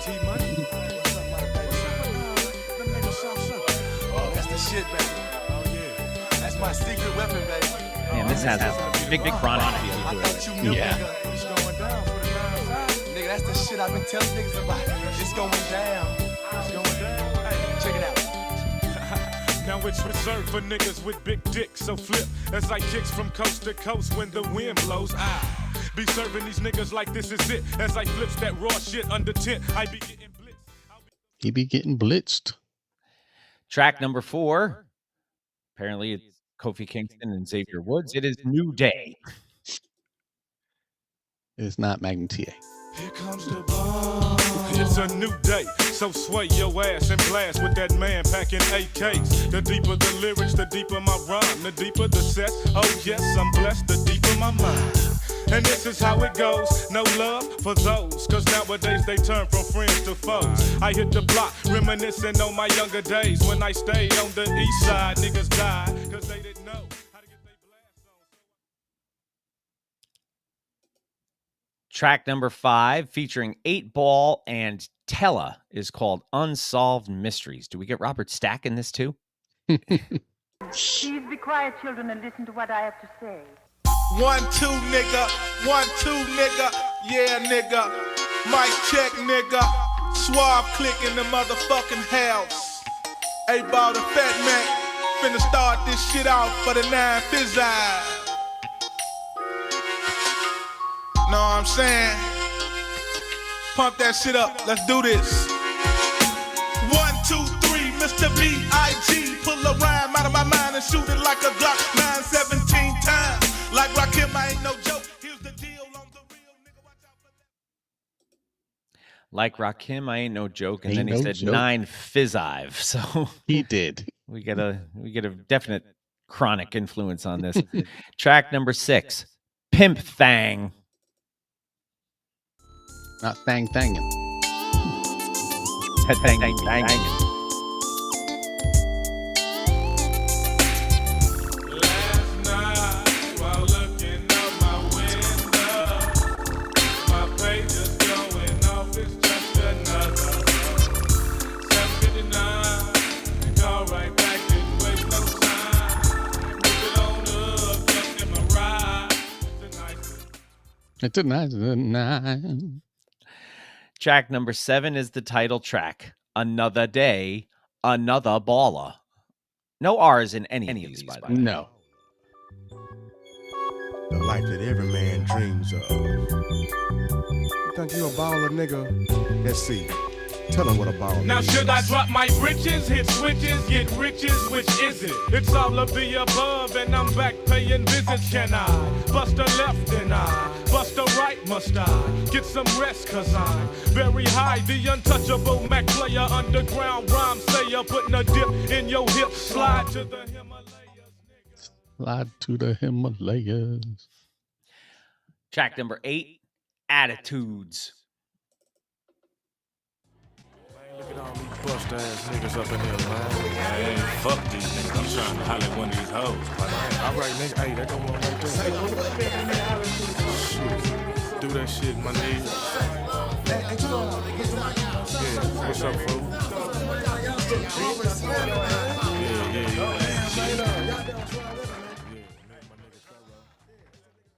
Hey, see, that song is 6 minutes and 45 seconds long. Yeah. And I think the whole thing is just like that. Probably. Track number 9, oddly enough, not the final track, but it is called Final Call. So not final track, but final call. You there to take them out anytime you feel like it. You gotta get the ground beneath your feet, partner. Get the wind behind your back and go out in the blaze if you got to. Otherwise, you ain't shit. Yes, Mike. Are you ready? Yes, Mike. Are you strapped? Yes, Mike. Yes, Mike. I don't know like about the you. fact that he said partner. Yeah, I don't know about you, but I immediately want to watch Juice. Track number 10 featuring Tella and MJG. No Escape.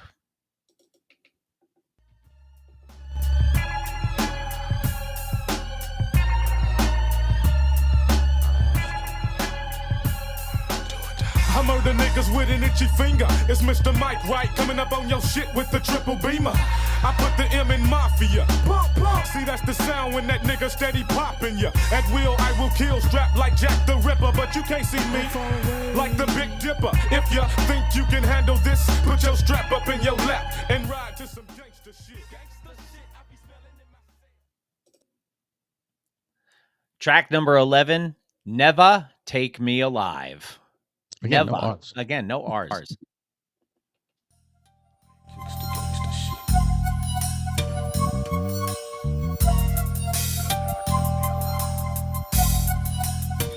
Exercise the evil. Put his body in the trunk of my Regal. There'll be no sequel. Illegal acts occur in the midst of my spree as I flee up the block, watching innocent people drop. Should I stop? Humanity says yes, sanity says no. I'm so cold. Tears turn to icicles on my lashes. I'm so cold.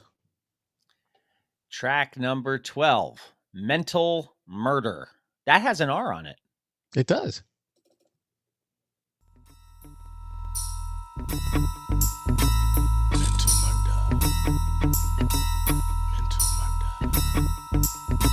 Mental murder live in color. It's the return of the lunatic. Sooner kick verses to leave you all in hearses. Curses come often. My vibe is so vulgar. A paragraph pit bull that locks on your juggler. I'm hot with the world, so my attitude is fucking. 2 clips in the bucket. Relentless when I bust it. Trust it, you'll get woe out if you try to show out. In disrespect, what? You'll catch one to the jaw. I'm so raw, fool. Pure, uncut like dope. I'll slap Mother Teresa, then pull a pump on the Pope. I go for broke when I quote, blow smoke. Mother Teresa and pull a pump on the Pope. You know, this record isn't bad. It just sounds very much like everything else around that time. So I don't think it stood out. It's very 1995, yes. Very much. Track number 13 featuring 8 Ball is called Gotta Maintain.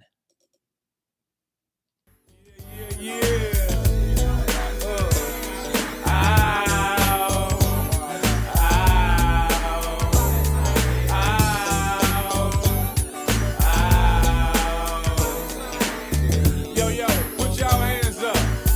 Check it out. Relax your mind and let your conscience free. Get down with the sounds of that SC. Murderous men move with tactics, attachments made to stay paid as I raise from my mattress. No sleeping, it's real. I seen him fall, but he's back like Steven Seagal, cause he's hard to kill. Pushing that crack rock on block. What else gon' pay that nigga? So he figured that's his only way to the top. I can sense a lot of different influences from a lot of different groups in this thing. Mm-hmm. But none of them really make them stand out on their own. Last track on this record, number 14, Every Day, All Day.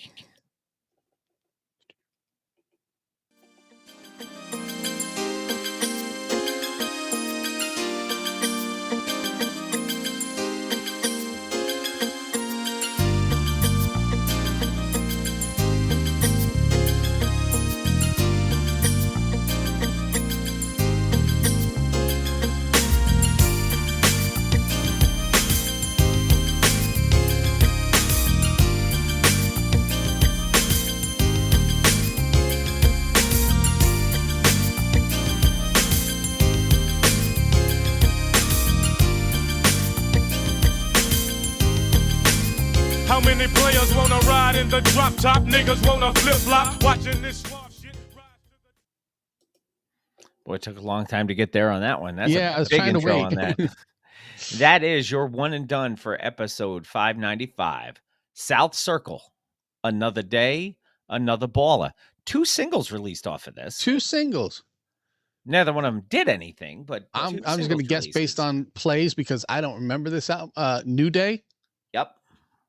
I guess Unsolved Mysteries is the next highest plays.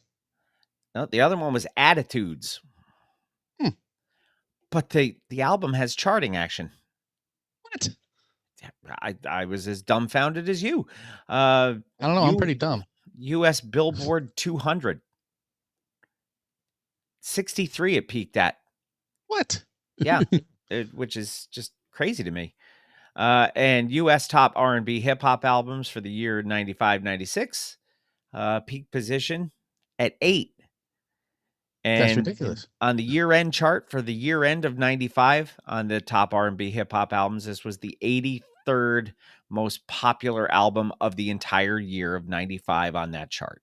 So more charting action than I would have ever anticipated for Another Day, Another Baller by South Circle.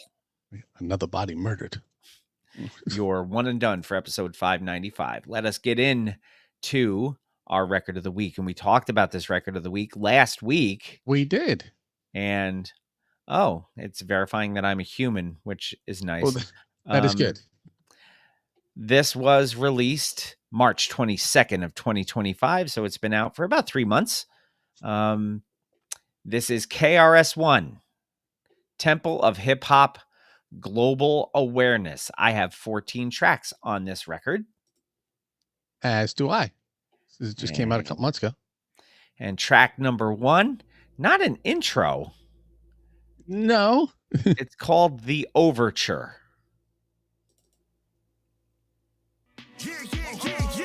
Welcome to the Temple of Hip Hop 2025 Global Awareness Tour. Yeah, all this is raw. All this is live. This what I'm bringing to your city. You know what it is. KRS-One, rock with the real GB boys and girlies. I'm returning to Europe now. Get your tickets early. Drop on your city with beats, rhymes are gritty. Breakers, MCs, graffiti writers, they all with me. Yeah. It does play as kind of an intro, though. It does, and you get that bo bo bo that he's very famous for. Track number 2, The Sound You Miss.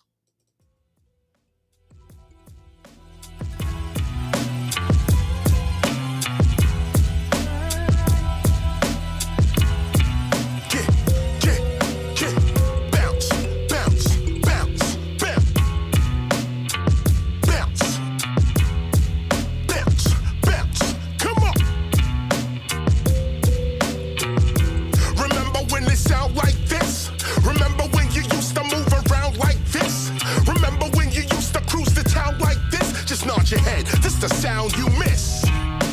I'm coming with that flowing, you know it from long ago when before the wheeling, dealing and stealing, trucking and hoeing. I take it back, speak only facts. See what I'm growing? I speak the facts, so facts will come back. Reap what I'm sowing.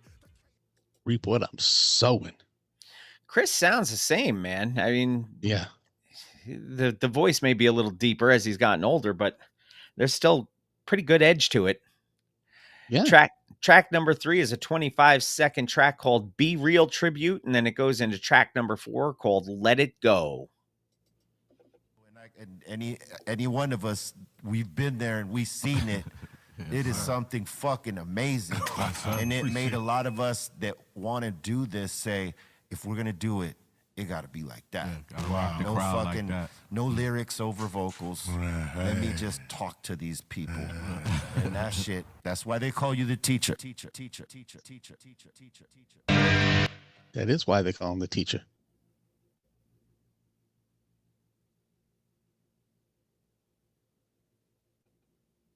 That was it. Oh. Did you play Let It Go? Yes. Did you not turn up the volume? The volume's been up the whole time. Yeah, no, I played it. It was just that little. Okay. So we're up to track 5. No, sorry. My fault. Okay. I stopped it. Okay, track 4, Let It Go. Yeah. Shout out to everybody on the tour. Oh, sidetrack.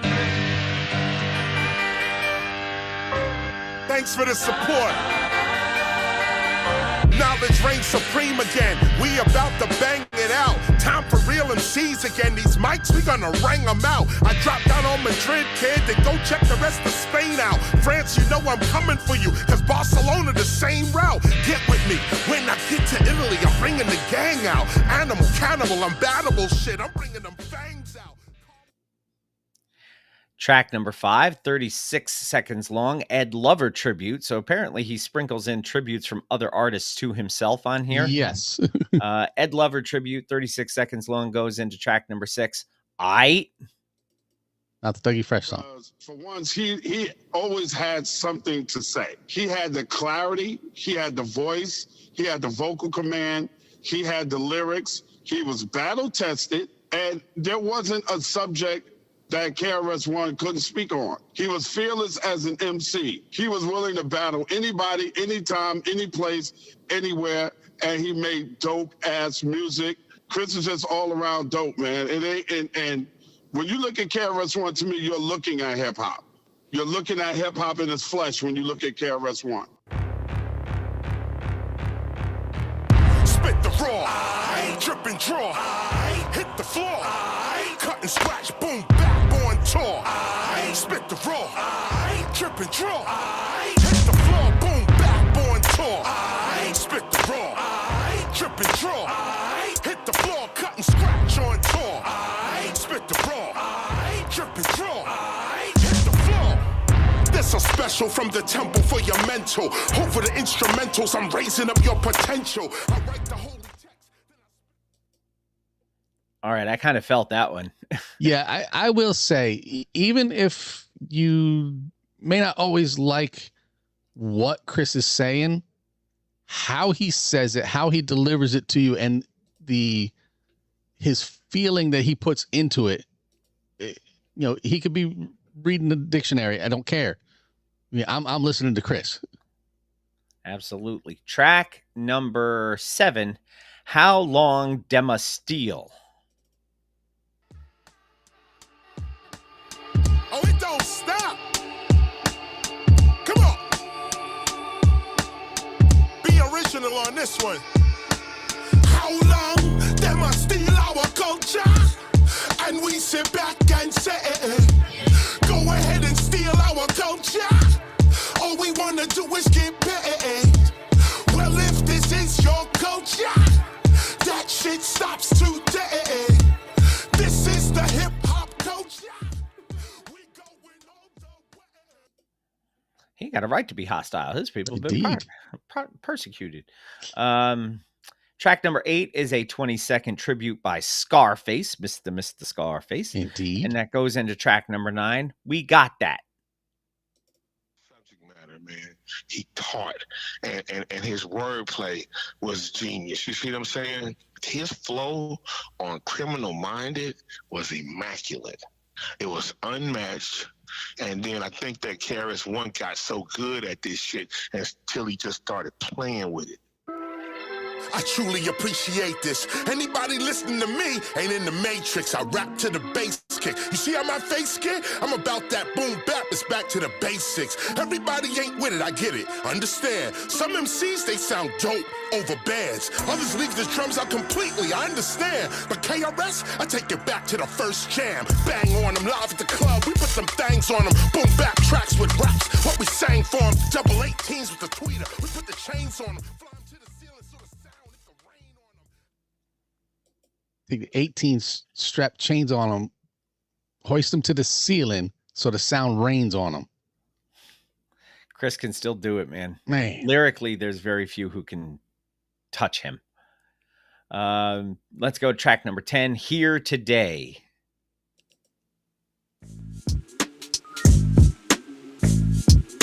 You know what you're dealing with.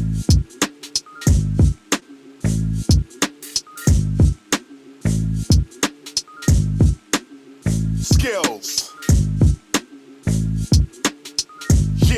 Yeah. I came here today with the boom bap just to say that the drums are strong and my rhymes are long, and we still spit to this day. Cause if I could speak the facts, we keep the culture intact. We named it hip hop, and everywhere we play and say we do inspire people. So I came here to say that the real is here to stay, and the proof. What do you think of this so far? I'm feeling this. Yeah, I like it. It's classic Chris. Mm-hmm. You know, he's not. I think on the last album, what was the last one? I'm an MC. Are you one too? He tried blending things, you know, old and new, and I wasn't as much a fan of that one. This one it's classic KRS. I mean, it's what I want to hear from Chris. Yeah, I agree with you. It's really, really good. Where'd we leave off? We left off on track number 11. Whoa, as in WOE, not WHOA. Whoa. Yes, not Joey Lawrence.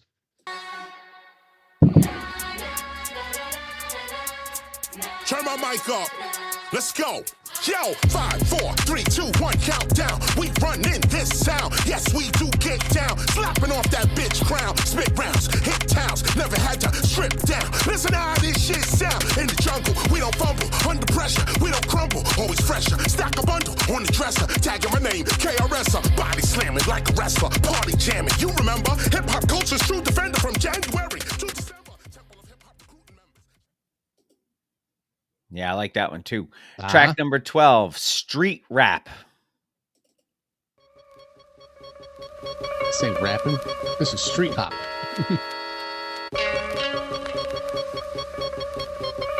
Don't act like you don't know. You heard of Boogie Down Production? We take it back, no frontin'. Entrepreneur, we hustling. No assumptions, I'm Chris with the cross, I gets it jumping. At the championship game on these donuts, I'm dunking. I got something to say today, but it's not nice. I'm a dirty DJ, I cut and scratch like I got lice. Listen, these rappers focused on the right. I'm Chris, you cross, and I'm jumping. Yes. That's good. Track number 13 is a 38-second tribute from the Professor Bun B, and it goes into the last track on the album. Number 14 is 50 More Years of Hip Hop. Control. The song and the effort. Also was a person that clarified for me that a street dude and an intelligent dude are not mutually exclusive terms.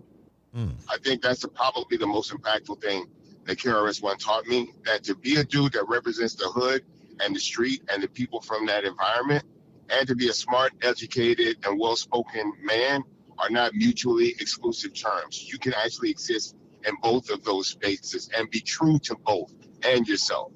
Yeah. Another session. Learn the lesson. 50 more years of hip-hop.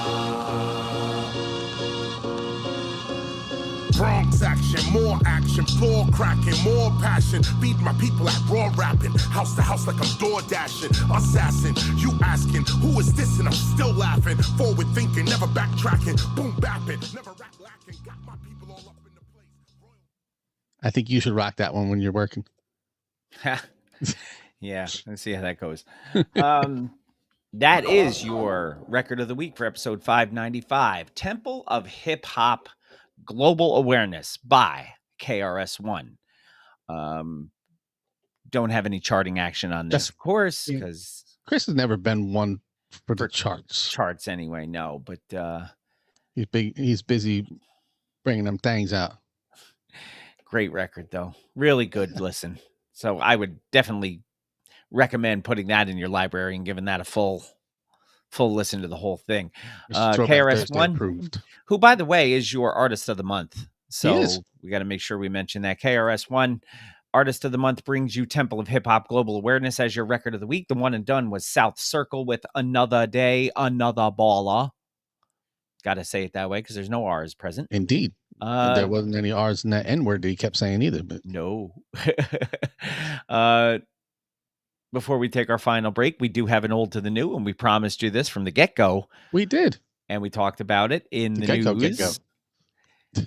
The old to the new for episode 595 comes to you from the Rock and Roll Hall of Famers. Indeed. Public Enemy. This is called March Madness. You're still hearing shots? On a newly released 911 call, you heard a teacher asking for help as she also tries to keep her students calm. Right, left, left, right, left, right, left, left, Yeah, right, yeah. left. Now I'm America's nightmare, a debonair black millionaire. Boy, sick of these crooked politicians who ain't playing fair. Shut up, too much talk. We know you don't care. Kids made to walk, hands in the air. Yeah, boy. We still gon' bring noise. These troops will deploy. Better run, better run, better run, run, run. And 911 is still a joke. So no, motherfucker, you ain't getting my vote. You don't want this smoke. Flavor flavors to go. I don't need to throw hands. I got bands and bands. March Madness. Tell 'em who's the baddest. Step into the blackness. March Madness. Tell 'em who's the baddest. Step into the blackness. March Madness. Tell 'em who's the baddest. Step into the blackness. March Madness. Tell 'em who's the baddest. Step into the blackness. Right, left, left, right, left, right, left, left, right, left. Boy. Trigger happy high, wanna ask a question. Does a gun need to be in the school or teacher nuns? Kids supposed to have fun. None of this run for cover for your life, son. Grade 1 to 12, even kindergarten needs security. From this sick trend started, left, right, marching to the courtyard. Lines of school personnel escaping from this hell. Over and over again, dream turned nightmare. Parents dropping off their children in fear. Lawmakers acting scared of the NRA, refusing to change year after year. Let them fall down the stairs to get out of the building, full of blood-stained tears. March Madness. Tell 'em who's the baddest. Step into the blackness. March Madness. Tell 'em who's the baddest. Step into the blackness. March Madness. Tell 'em who's the baddest. Step into the blackness. March Madness. Step into the blackness. Right, left, left, right, left, right, left, left, right, left.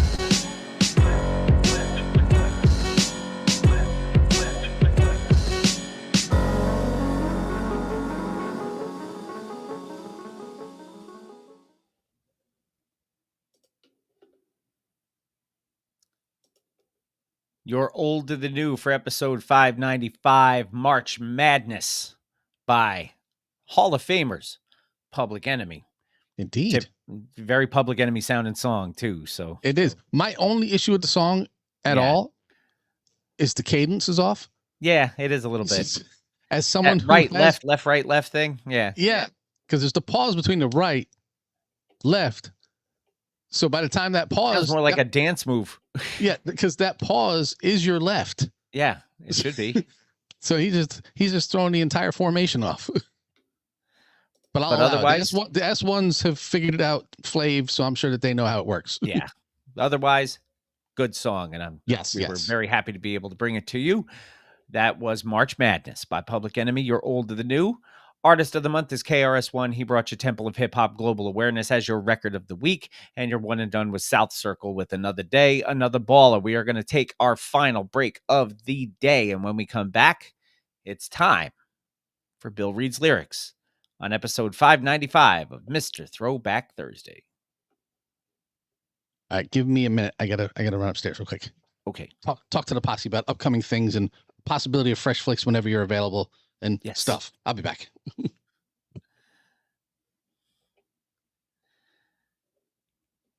So apparently whenever you hear me echo, there's a thing I have to do where I have to kind of mute something on this system that causes my echo. And if I mute that, then I also mute the music. So If I turn this up, you're going to hear the echo. But if I turn this down, you don't hear the echo. But I have to turn this up when the music plays. So I now have responsibilities, which I've never had before. Other than that, we're getting used to our EV Mux here, which is the platform we're using. We like it. It's functional. It works. It gives us everything we need to do. And then hopefully it'll sound better this week than it did last week. Now that we know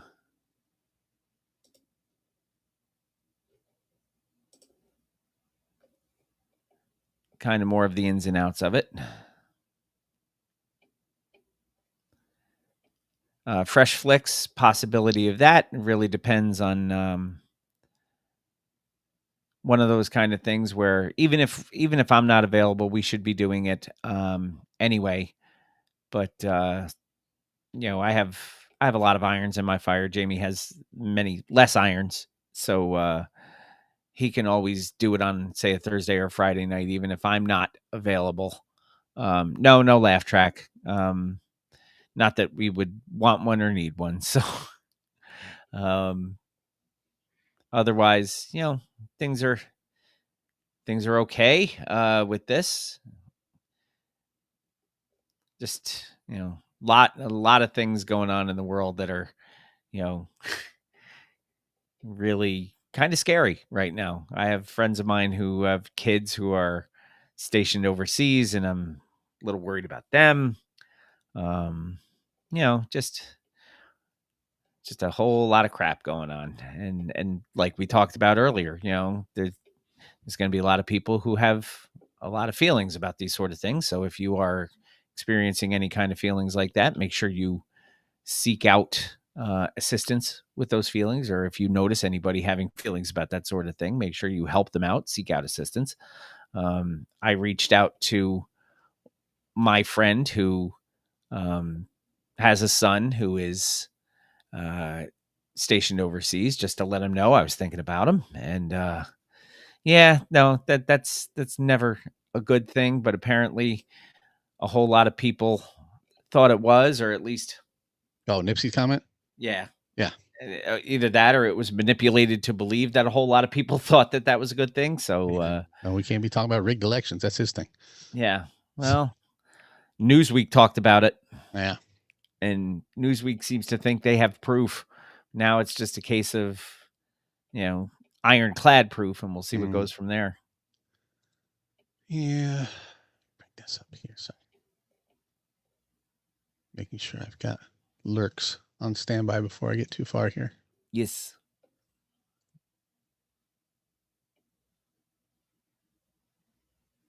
All righty. Good Lord. Huh? Somebody's like, end times, WW3 is trending and Gen Z is handling it as only they know how by saying, how is this going to affect my Shein order? Yeah, that's a thing, I guess. Yeah. I mean, my wife orders from there quite a bit, but yeah. It's a thing people do. I don't even know what it is. I mean, I know because I've heard your wife talk about it, actually. Yeah. It's like really, really super cheap stuff, but like single use. No, I mean some of the t-shirts and Not stuff that she cheap, gets okay. are really nice. So how about we go with this one? Bring this back here. We create a volume here. We go over to intros and fillers. Because somewhere in here, I have a folder called intros and fillers. Mm-hmm. Oh, by the way, anybody, patrons first, but anybody who wants the 9 Rings of Wu-Tang comic series from, I don't even remember how long ago. I have it digitally and I can send it to you. I don't know who else is interested in that, but aside from me, but intros and fillers. There we go. Jesus. So I can get the motherfucking piano ready. All right. I have your disclaimer. I have go over to the layers so I can make sure your intro is there. Okay, player. Are you ready? For this, I'm never ready, but that's Good. part of the charm of it. I told you the minute you say yes, the show's over. Yep. All right, so let's try this mess with a Shri. Who's your mama?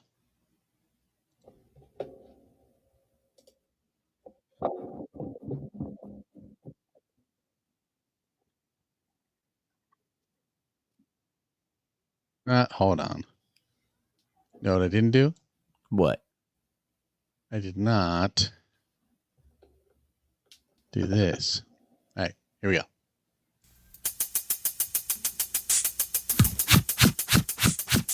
Hey, this is Roxanne Shante.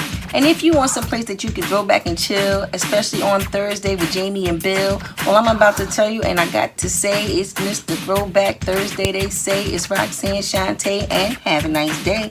Please believe it, baby. Tune into the podcast. You're going to love it. Let's do it.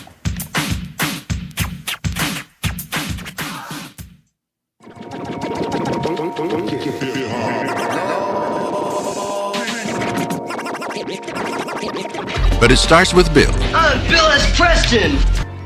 It's called reading. Top to bottom, left to right. Group words together as a sentence. Take Tylenol for any headaches. Midol for any cramps. Most people probably don't listen to the lyrics, but they should. Welcome to Bill Reads Lyrics.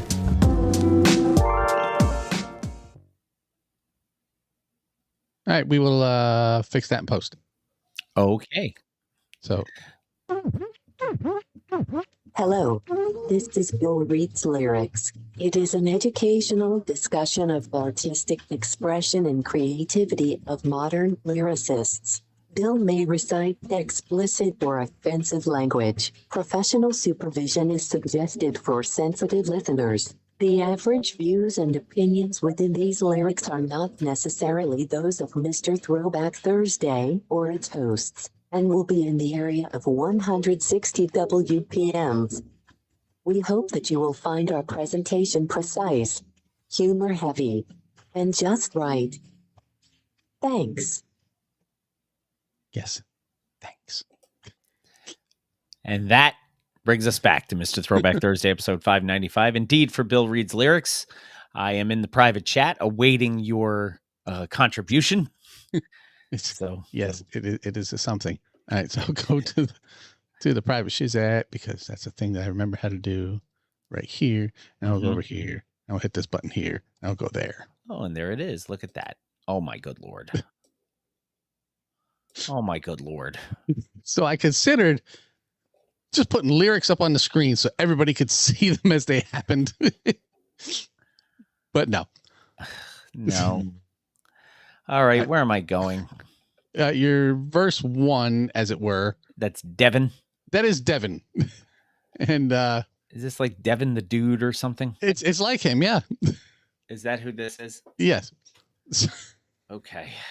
So, with no type of ado, I make sure I'm sharing volume. That's gonna be a problem. All right. There may not be any piano for.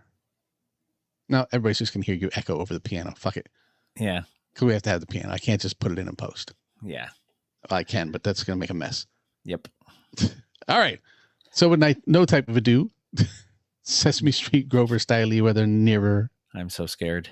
Or further, we will cue the motherfucking piano.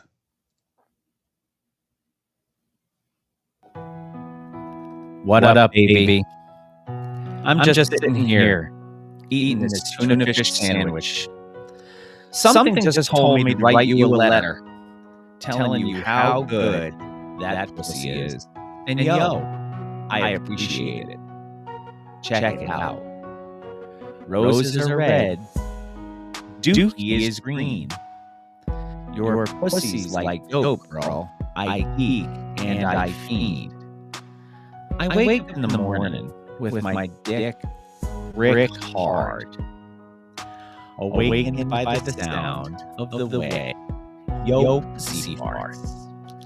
I get up. I start taking shit to the pawn shop so I can rent a room and we can fuck like non-stop. When I start, it's hard to finish. One just ain't enough. I got to stick my dick back in it. Run up that pussy like a pullback. Those pussy lips of yours, they grip my dick head and pull back. It's like dope. Because when I'm through stroking, my eyes are wide open. My friends think I'm smoking. I try to call you at your house. If you ain't home, then I'll beep. I get no sleep because I eat. And if I lose your beeper number, I get nervous, girl. I just can't cope. Bitch, yo pussy's like dope. Well done, well done. You know whereabouts I almost broke, right? With the Dookie Green? No. Oh, yes, I know. It's not a VBF, but it is very near. Oh God, because there's a word that begins with a Q that my wife absolutely hates worse than any word in the world, and yeah. Adam Sandler's got a song on his most recent song called "Pussy Fart," and it's just gross. Anyway, yes. Let me. So that was what that was. And since you have been so kind as to change your hat from Bill to Phil, that has been changed. All right. Then would you please? Oh, hold on. I even played this one. So. Eat molasses out my asses. Haven't played that one in a while. I know. So, if you would be so kind to take us to fuck home. Mr. Throwback Thursday, episode 595, brought to you in part by our good friends at Magic Mind. Get your Magic Mind at magicmind.com/throwback JUN. Throwback Jun, which is short for June. Yes. You get 20% off your one-time purchases and up to 48% off for subscriptions with our code throwback JUN. So go to magicmind.com/throwback JUN for your mental performance shot, which you should take on a daily basis to improve your mental acuity. Magic Mind, get yours today. Def Rugs, defrugs.com, Facebook, Instagram, Twitter, all at Def Rugs. Handmade, high-quality hip-hop themed rugs brought to you by the original Ruggy Fresh, Marshall Fox, and his business associate, the Green-Eyed Bandit, Eric Sermon. Order yourself a Def Rug, and you can be like Jamie, who has like 5 of them now. 1, 2, 4. Our good friend Heather Lent up in Schenectady, New York, is the proprietor of the Bittersweet Candy Company, and that makes her. And she makes candy and chocolate that is handmade, small batch, different, and delicious. Go check them out on Facebook. Order at bittersweetcandy.com. Use our code throwback and save 10% off your orders at bittersweetcandy.com. Melted Mics, MLTDMICS. The abbreviation is the website, Melted Mics. Hip-hop themed t-shirts and other items such as hats and coffee mugs from the mind of Pumice T. Mendola. He brings you all these hip-hop themed things until he gets cease and desist letters, he says. Get yourself a Melted Mics item today. Use our code MR Throwback Thursday and save 10% off your order at Melted Mics. Yeah, you need to get them as soon as you see them in case they're not around anymore. That's right.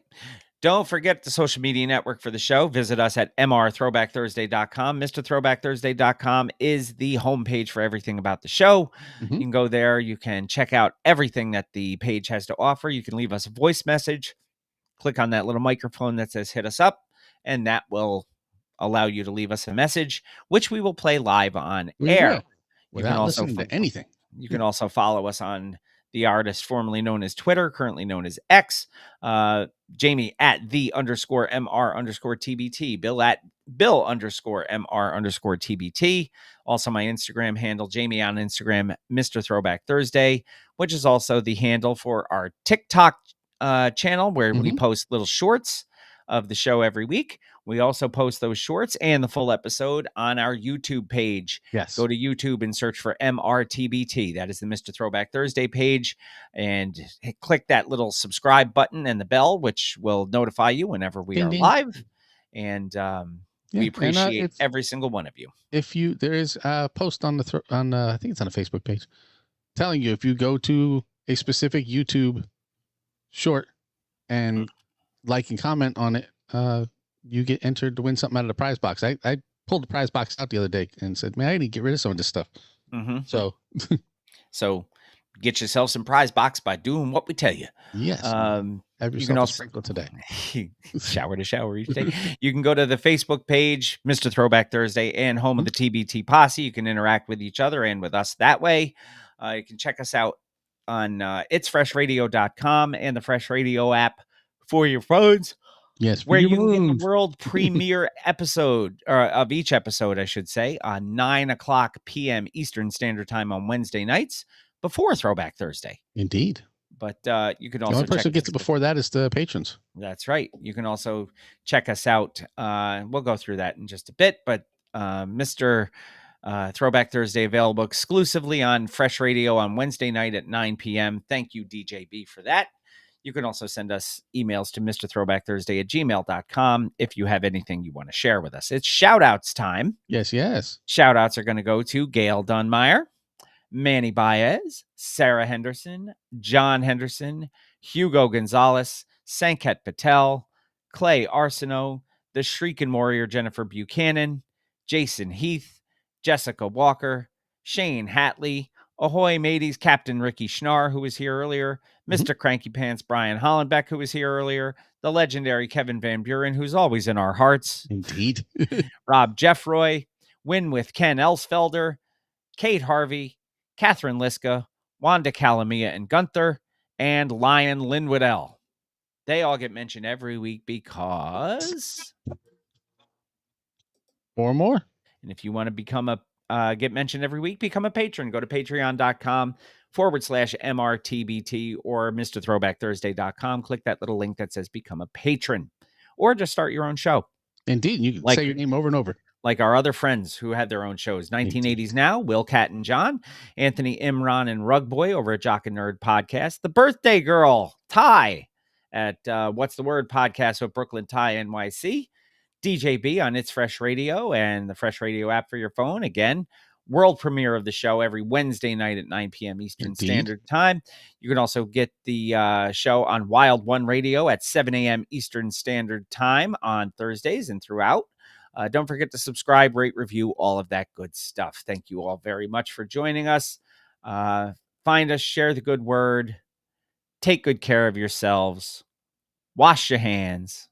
Wash your butt. And until next time, keep it classic. And like Kool Keith said, on the balcony, way above these streets, I rub backs in satin sheets.